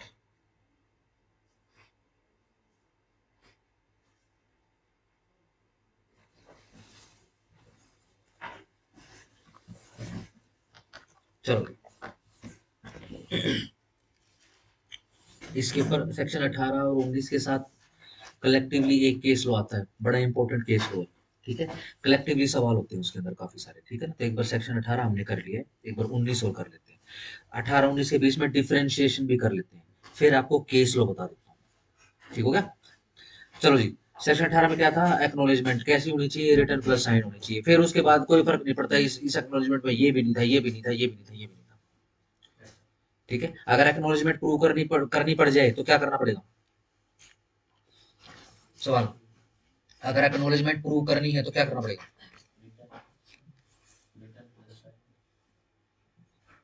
ये तो acknowledgement करने के लिए condition, acknowledgement prove यदि करनी है आपको तो फिर आपको क्या करना पड़ेगा।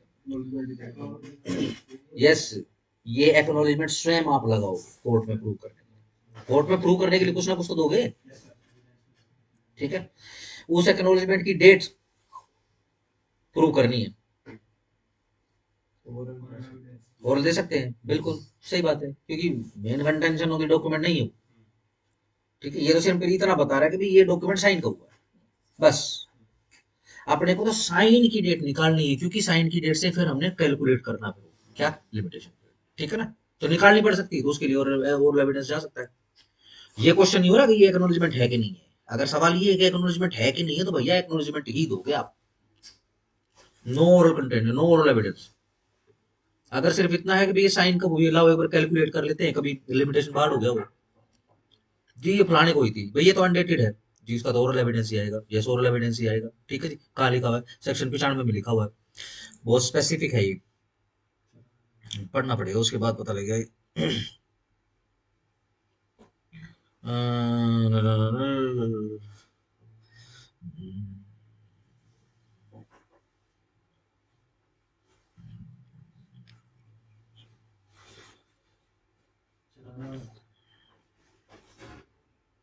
पिछाड़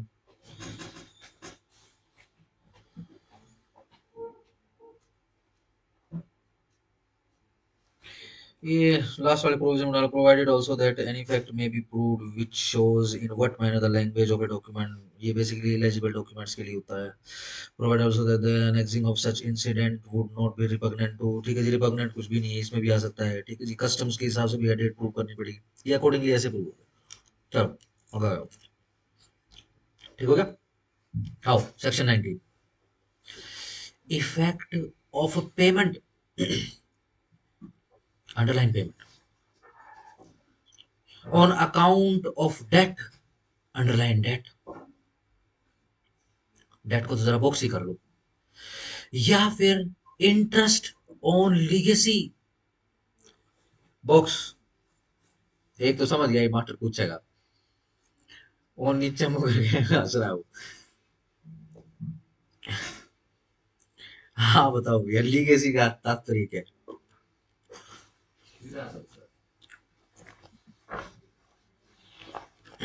वसीयत करता।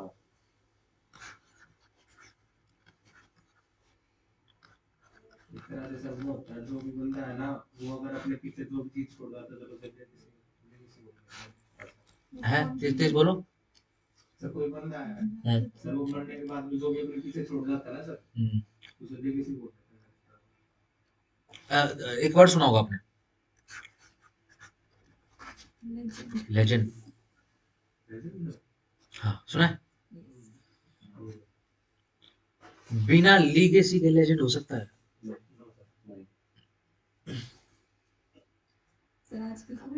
ना ना आजकल नहीं, असली असली लेजेंड।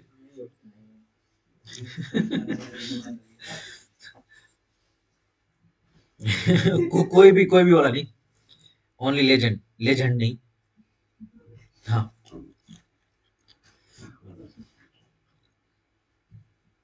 जैसे कि ये जनरली क्या होता है, ये जनरली उन पर्सनैलिटीज के साथ यूज किया जाता है, ये सिर्फ वर्ड को थोड़ा सा इंटरप्रेट कर रहा हूँ। विरासत बहुत बढ़िया है इसका शब्दार्थ है, लेकिन अगेन आज भी फिर ये शब्दार्थ ही है, मैं कह रहा हूँ इसका मतलब क्या है, ठीक है ना।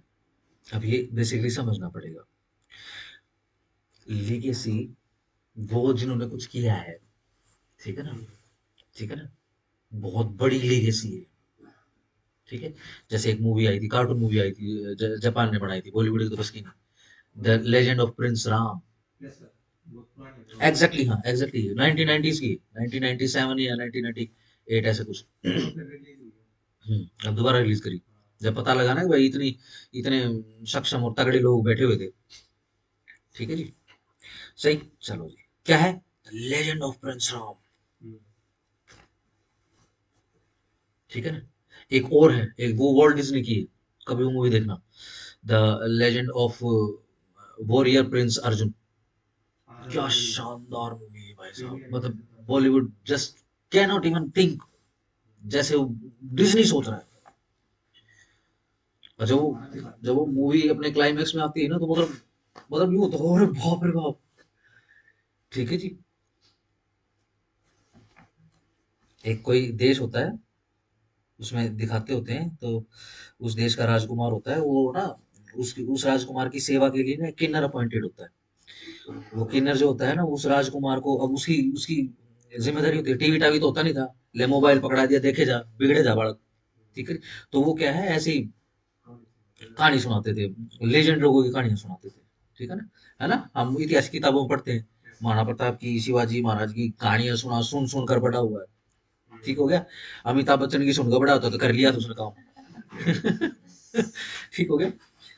तो क्या है, क्या बोला जाता है, लेजेंड, क्यों कि लीगेसी ही ऐसी है,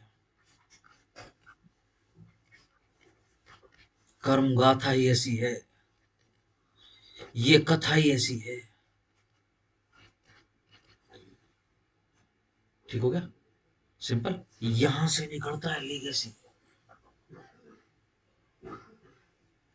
सही, छोटा एग्जाम्पल कर लेते हैं, ये डिस्कस कर लेना लीगेसी क्या होती है, ठीक है ना, एंड टाइम पे।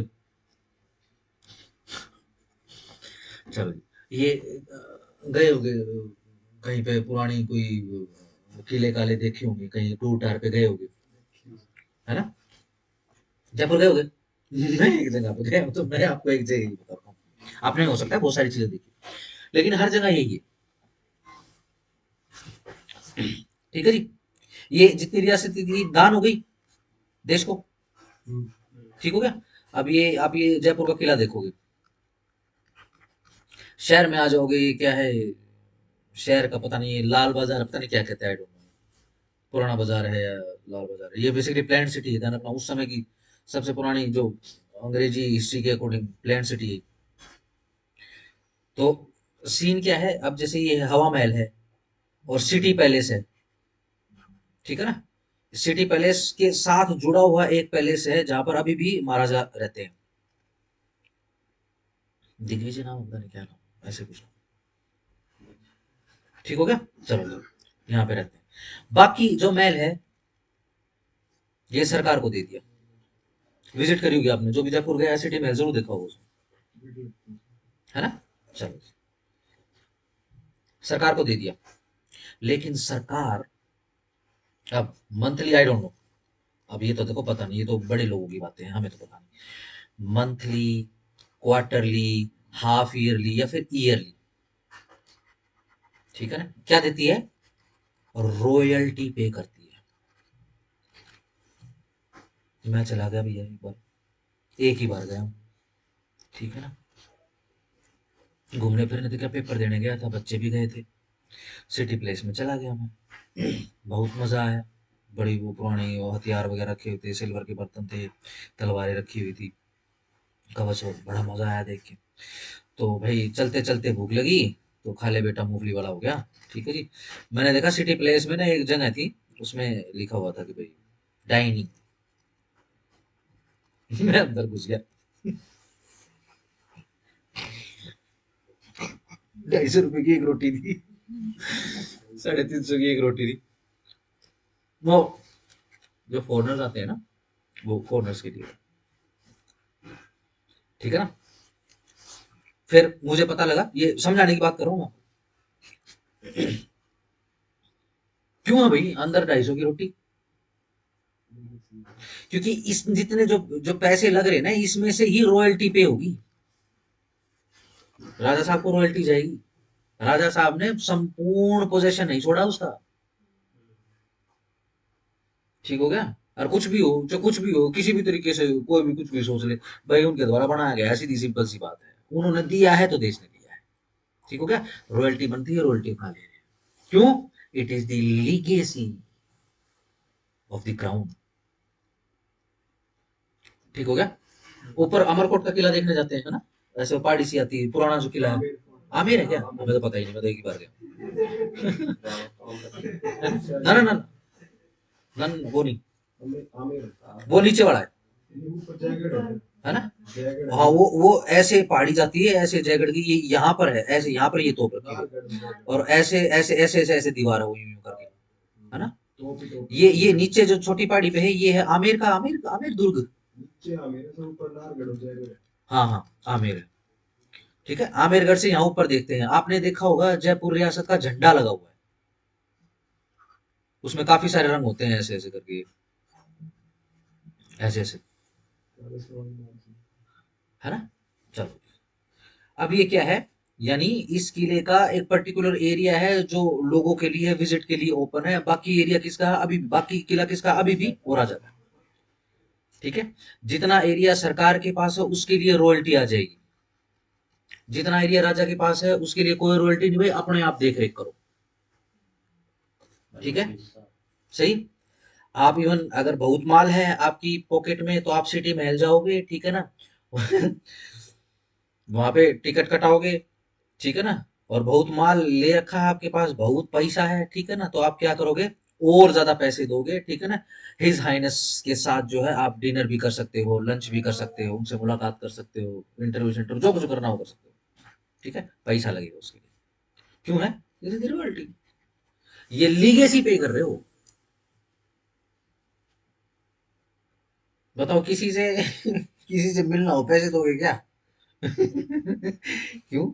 ऐसे आदमी को पैसे दोगे जो लेजेंड है, जिसके साथ काफी लेजेंड्स जुड़े हुए हैं। ठीक हो गया? इस कारण से क्या लिखा है? लीगेसी। ध्यान रखना, बहुत बढ़िया वर्ड है ये, विरासत। लेकिन ध्यान रखना, इस विरासत के अंदर सिर्फ और सिर्फ संपदा, संपत्ति, सिर्फ यही नहीं आते हैं, इसमें बहुत सारी चीजें प्लस होंगी। इसमें परंपराएं आ जाएंगी, इसमें भाई ये काम करा, फलाना जंग लड़ी, ये लड़ा, वो लड़ी, ठीक है जी, इस हिसाब से होता है ये लीगेसी। ठीक हो गया? अगेन, संपदा भी होती है, संपत्ति भी होती है, लेकिन सिर्फ इतने तक ही रिलेटेड नहीं है, बहुत विशाल शब्द है लीगेसी। ठीक हो गया? इसमें ट्रांजैक्शन ट्रांजैक्शन सब कुछ आ जाता है। ठीक हो गया? तभी इसके अंदर समझोगे राजा को रॉयल्टी देनी, तो रॉयल्टी का मतलब, रॉयल्टी भी एक legacy, but royalty is not only the legacy, बहुत सारी चीजें जो है लीगेसी में आ जाएगी। ठीक हो गया? सिंपल।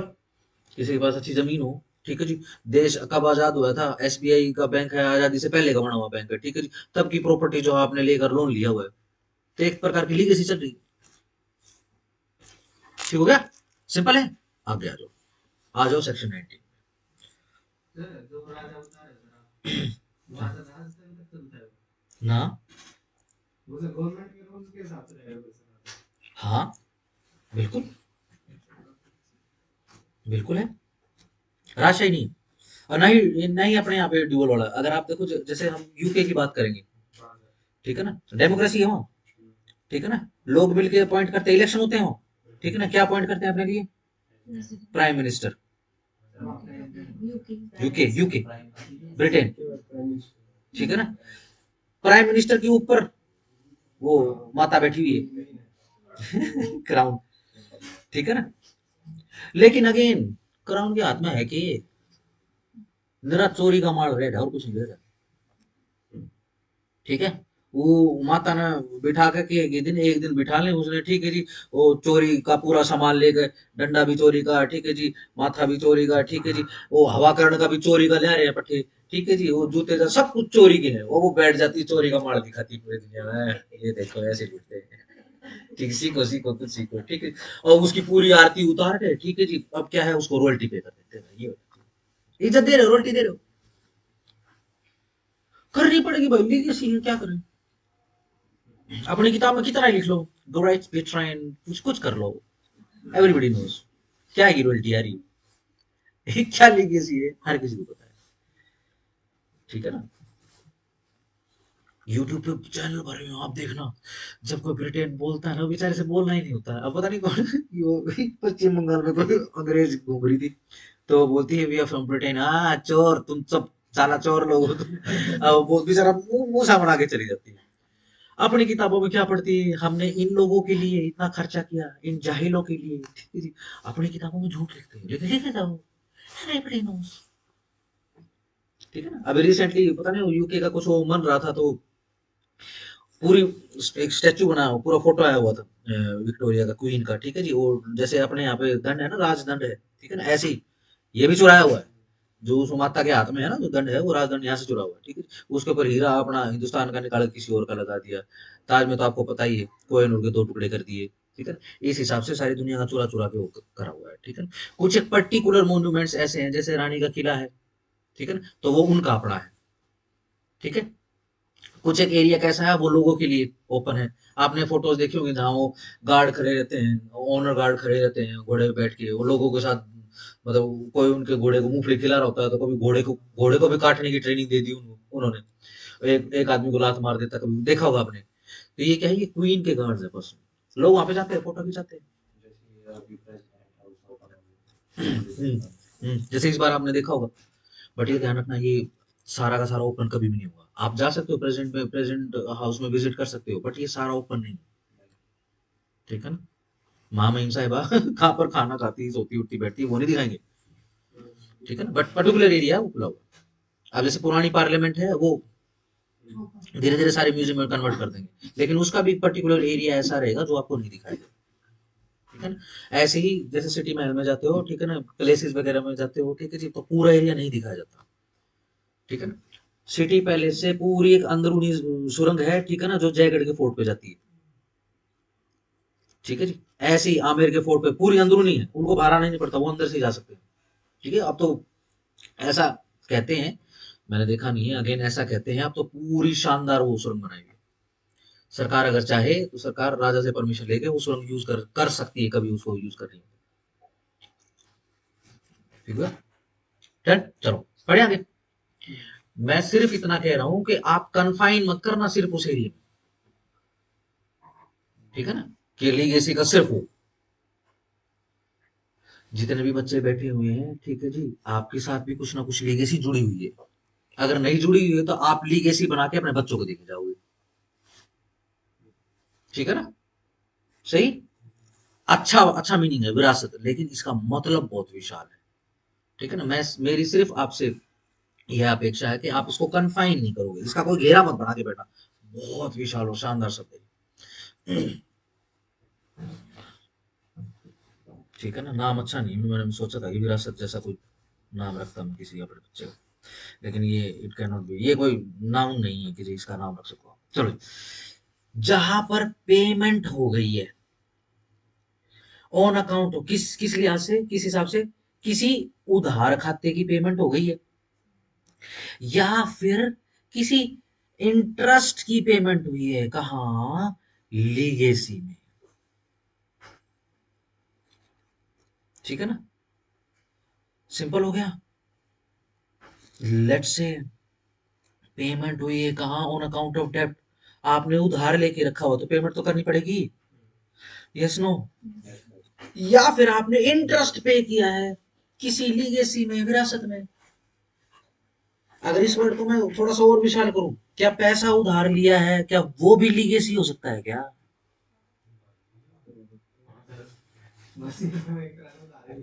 बिल्कुल लीगेसी है भाई, है ना, संपदा संपत्ति कर्मकांड किया गया, करा गुजरा, ये सब कुछ आ गया इसके अंदर।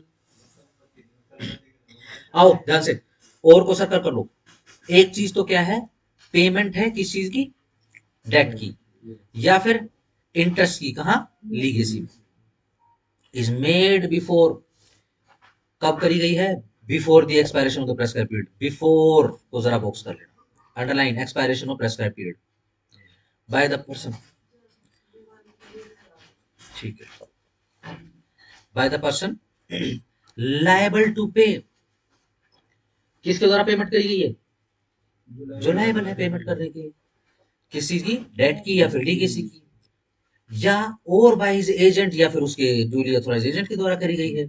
एक fresh period of limitation shall be computed from the time when the payment was made. Yes, चलो जी।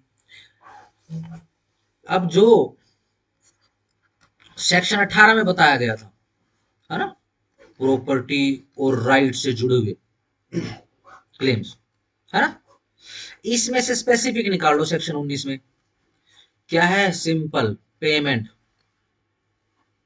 कहा, डेप्ट की पेमेंट, या इंटरेस्ट ऑन लीगेसी, किसी लीगेसी पे कोई इंटरेस्ट देना है।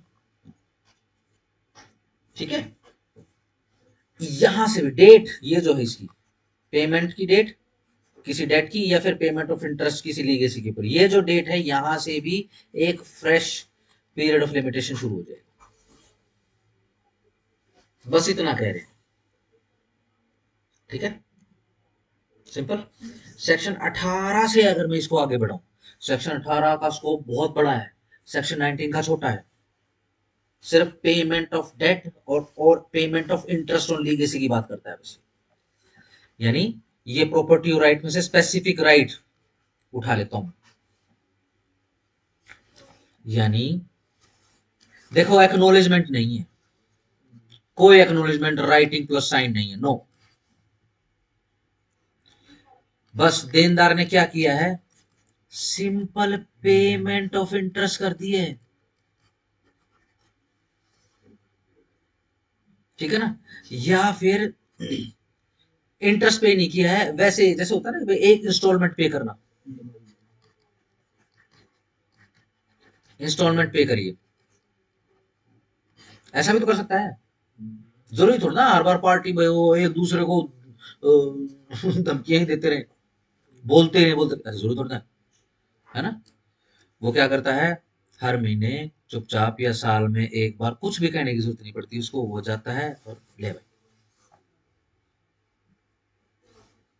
सिंपल। इस डेट से क्या, फ्रेश पीरियड ऑफ लिमिटेशन शुरू। बहुत अच्छा है, सिंपल। अपेरेंटली देखोगे तो बहुत बड़ा फर्क है सेक्शन 18-19 में।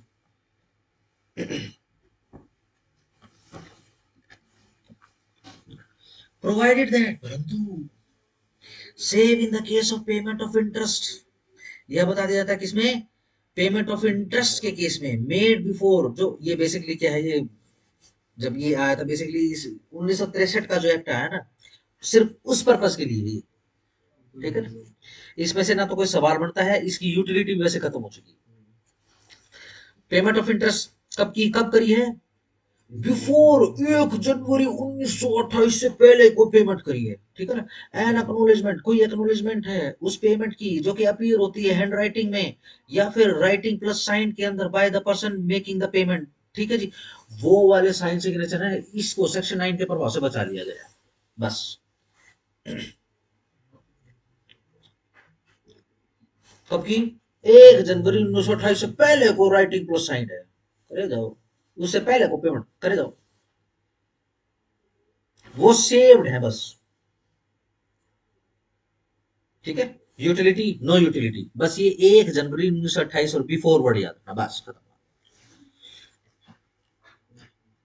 आओ जरा, for the purposes of this section, इस सेक्शन के पर्पस के लिए बड़े ध्यान से, जहां पर मोर्गेज करी हुई land is in the possession of the mortgagee, किसके पोजेशन में है, मोर्गेजी के पोजेशन में है। बिल्कुल सही बात है जी, मोर्गेज करा हुआ जो जमीन जायदाद है वो तो मोर्गेजी के पोजेशन में होगी। The receipt of the rent, अब मोर्गेजी क्या रिसीव कर रहा है, रेंट रिसीव कर रहा है, या उपज, प्रोड्यूस। अगर जमीन जमीन जायदाद की बात है, अगर उसके ऊपर जमीन है, एग्रीकल्चर लैंड, अगर प्रोड्यूस की बात करें तो फसल की बात हो रही है, आवक, पावक, उपज, ठीक है ना। ऑफ सच लैंड, उस जमीन की, shall be deemed to be a payment, yes, उसको भी पेमेंट मान सकते हैं इस सेक्शन के प्रभाव से। देखो क्या कह रहे हैं, सेक्शन 19 ने क्या कहा, ये आपने ऊपर बना लिया, पेमेंट कर रहे हो ना, पेमेंट किसकी, डेट की, या फिर पेमेंट किसकी, इंटरेस्ट की, किसी इंटरेस्ट किस पे, लीगेसी पे। चलो, प्रोविजन में क्या आ गया, पेमेंट किस चीज की, रेंट की, या फिर उपज लिख दूं, उपज, ठीक हो गया, उपज लिख दूं, उपज समझ गए ना। किसको है ये जा रही है मोर्गेजी को,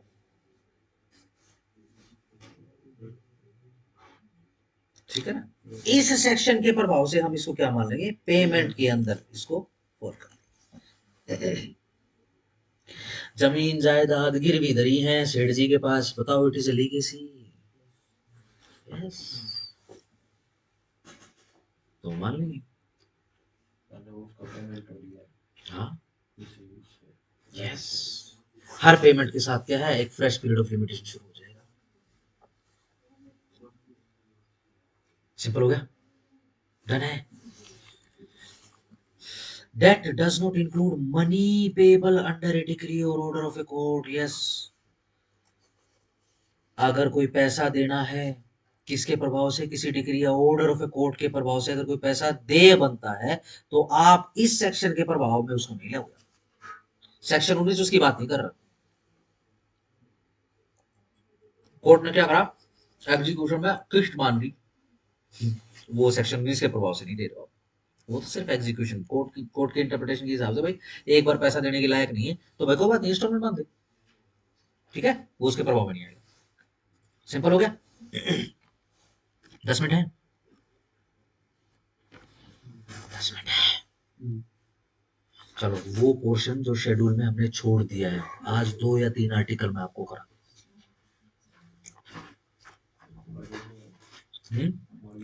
यस सही है ना, लीगेसी लीगेटी आर्टिकल्स में चल जाते हैं, आज वो करा देते हैं। चलो कहां से था आर्टिकल 60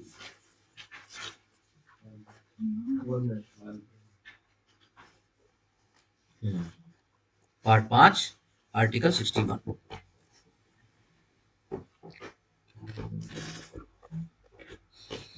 है ना। अच्छा मुहूर्त है, आज मोर्गेजर का जिक्र है, ठीक है। मोर्गेजर कौन, मोर्गेज पे प्रॉपर्टी रखकर उधार लेने वाला, पैसा या मदद लेने वाला, ठीक हो गया। मोर्गेजी कौन, मदद देकर संपत्ति अपने पास मोर्गेज रखने वाला, गिरवी रखने वाला, ठीक हो गया। ड्यूटी बाउंड हो जाएंगे। ये कॉन्ट्रैक्ट कैसा है,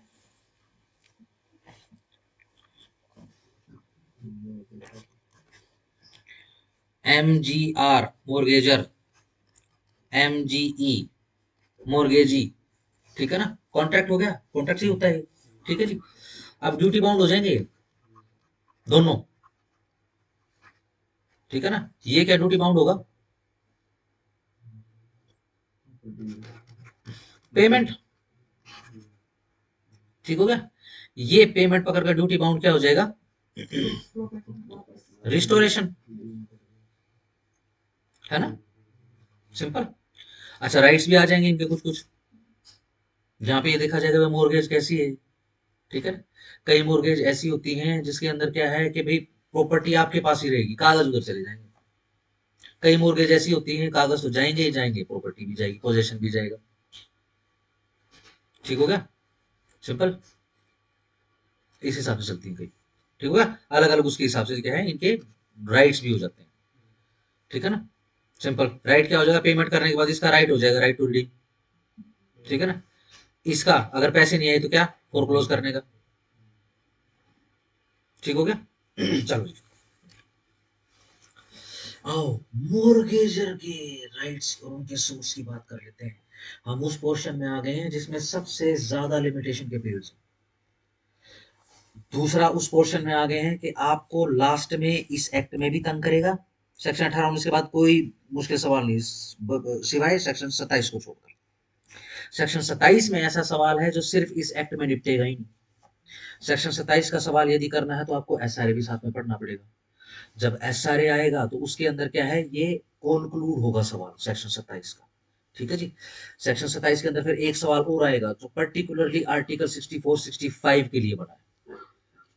तो ये पोर्शन बहुत बढ़िया है, बार बार रिवाइज करना पड़ेगा, ठीक है जी। और ये पोर्शन के अंदर किसी भी स्टेट का पीटी दोगे तो पक्का सवाल आता है, पीटी पक्का सवाल है, ठीक है ना। इसका आर्टिकल नंबर भी इंपॉर्टेंट है, चारों चीजें इंपॉर्टेंट है।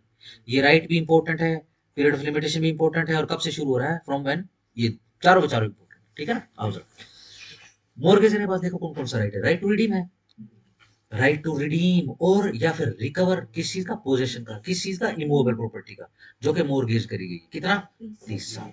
कब से आएगा उसके पास राइट, जब द राइट टू रिडीम और रिकवर पोजेशन एक्रूज, कब होगा, पेमेंट की।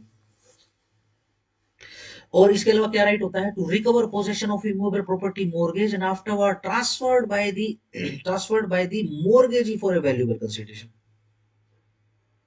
ठीक है जी।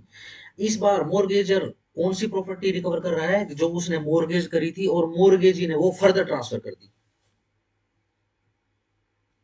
लेट्स से आप जमींदार, ठीक है, अपने सेठ जी आई नहीं आज ठीक है ना, आपने सेठ जी को दी, ठीक है जी। सेठ जी ने क्या करा, वैल्यूएबल कंसिडरेशन के बदले में वो प्रॉपर्टी किसी दूसरे आदमी को दे दी, ठीक है ना।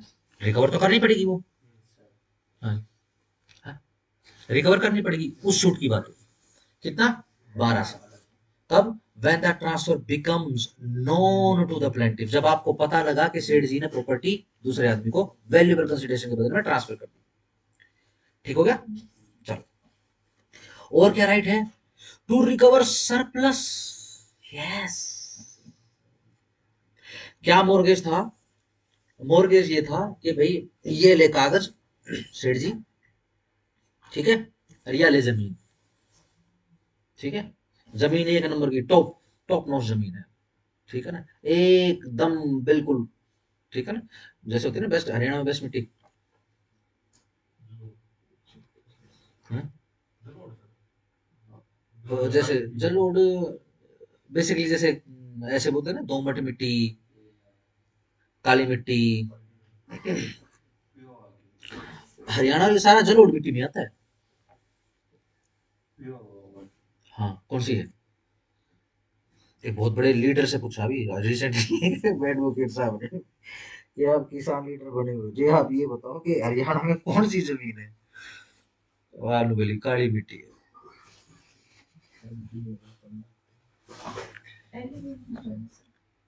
दोमट, एलुवियन, यस, एलुवियन सॉइल कौन सी होती है? दोमट, ठीक है ना। हरियाणा के अंदर जो जनरल जो मिट्टी पाई जाती है वो दोमट मिट्टी पाई जाती है। ठीक हो गया? आपने जनरली देखा होगा कैसी मिट्टी होती है, कहीं भी देखोगे काली, काली तो लिटरली काली होती है। नहीं, ब्राउन भी नहीं होती। हाँ, एमपी में लाल टाइप की मिट्टी है, लाल सी। आप गुजरात जैसे ही, वो एमपी पर्टिकुलर, गुजरात, गुजरात में चले जाओ तो काली मिट्टी है। महाराष्ट्र में जैसे ही घुसोगे लिटरली ब्लैक सोइल। हाँ मैं अभी कहाँ गया था, सौराष्ट्र की तरफ गया था मैं, कश्मंजन दादा के वहां पे गया था घर पे उनके, ठीक है। तो लिटरली दूर दूर तक, और मतलब ऐसा फील होता है अगर आप नीचे देखोगे ना, ऊपर बादल है, काली मिट्टी का प्रभाव ऐसा होता है, थोड़ा चांदना कम दिखे ठीक हो गया? मिट्टी कैसी भाई साहब, चलो भाई, बड़ी शानदार मिट्टी होती है, कपास उगती है काली मिट्टी में। कपास एक व्यवसायिक फसल होती है, व्यवसायिक फसल होती है, बढ़िया रेट मिलता है इसका, ठीक है ना, लेकिन बड़ी खतरनाक खेती होती है। सबसे ज्यादा सुसाइड कपास की खेती है, या फिर काश्तकारी या जमींदार या किसान करते हैं, ठीक है। इसमें वो चेपड़ी लाग जाए, कभी वो इनका कीड़ा होता है, कभी वो लग जाता है, कभी कुछ कभी कुछ कभी कुछ। चलो, प्रॉपर्टी एक नंबर की है, आपने सेठ जी को प्रॉपर्टी दे दी, ठीक है जी, और क्या बोल दिया, ये ले पकड़ भाई, ले, इसमें सिर्फ तने कुछ नहीं करना है, इसमें हल चलाना है, अपने आप पैसा कमा के दे देगी तने। अब क्या है, एक बार में ही जो है 10 लाख का लोन लिया, ठीक है जी, एक बार में 20 लाख रुपए कमा के दे दी उस किले ने। सेठ जी को तो लालच आया, क्या लगता है क्या करेंगे? ये जो सरप्लस गया है ना, इसको रिकवर करेगा वो किसान, ठीक है ना, ऐसे जमींदार। चलो, क्या? To recover surplus collections received by the mortgagee after the mortgage has been satisfied. कितने का लोन था? 10 लाख का। कितने हुए सेठ जी? कुछ ना होया टेंशन मत करो, आड़ती मेरा दोस्त है ठीक है जी। 10 लाख रुपए सरप्लस हो गए, वो भी दे दे जल्दी। भाई वो तो ब्याज में, ब्याज कितना हो गया? 11 हो गया, ले पकड़, 11 ले ले, 9 लाख रुपए सरप्लस इधर आ गया। कैसे? After satisfaction of the mortgage. Mortgage कैसे? अगर भाई उसमें ब्याज भी अगर देना है तो ब्याज भी, ठीक है ना। चलो, कितना? 3 साल।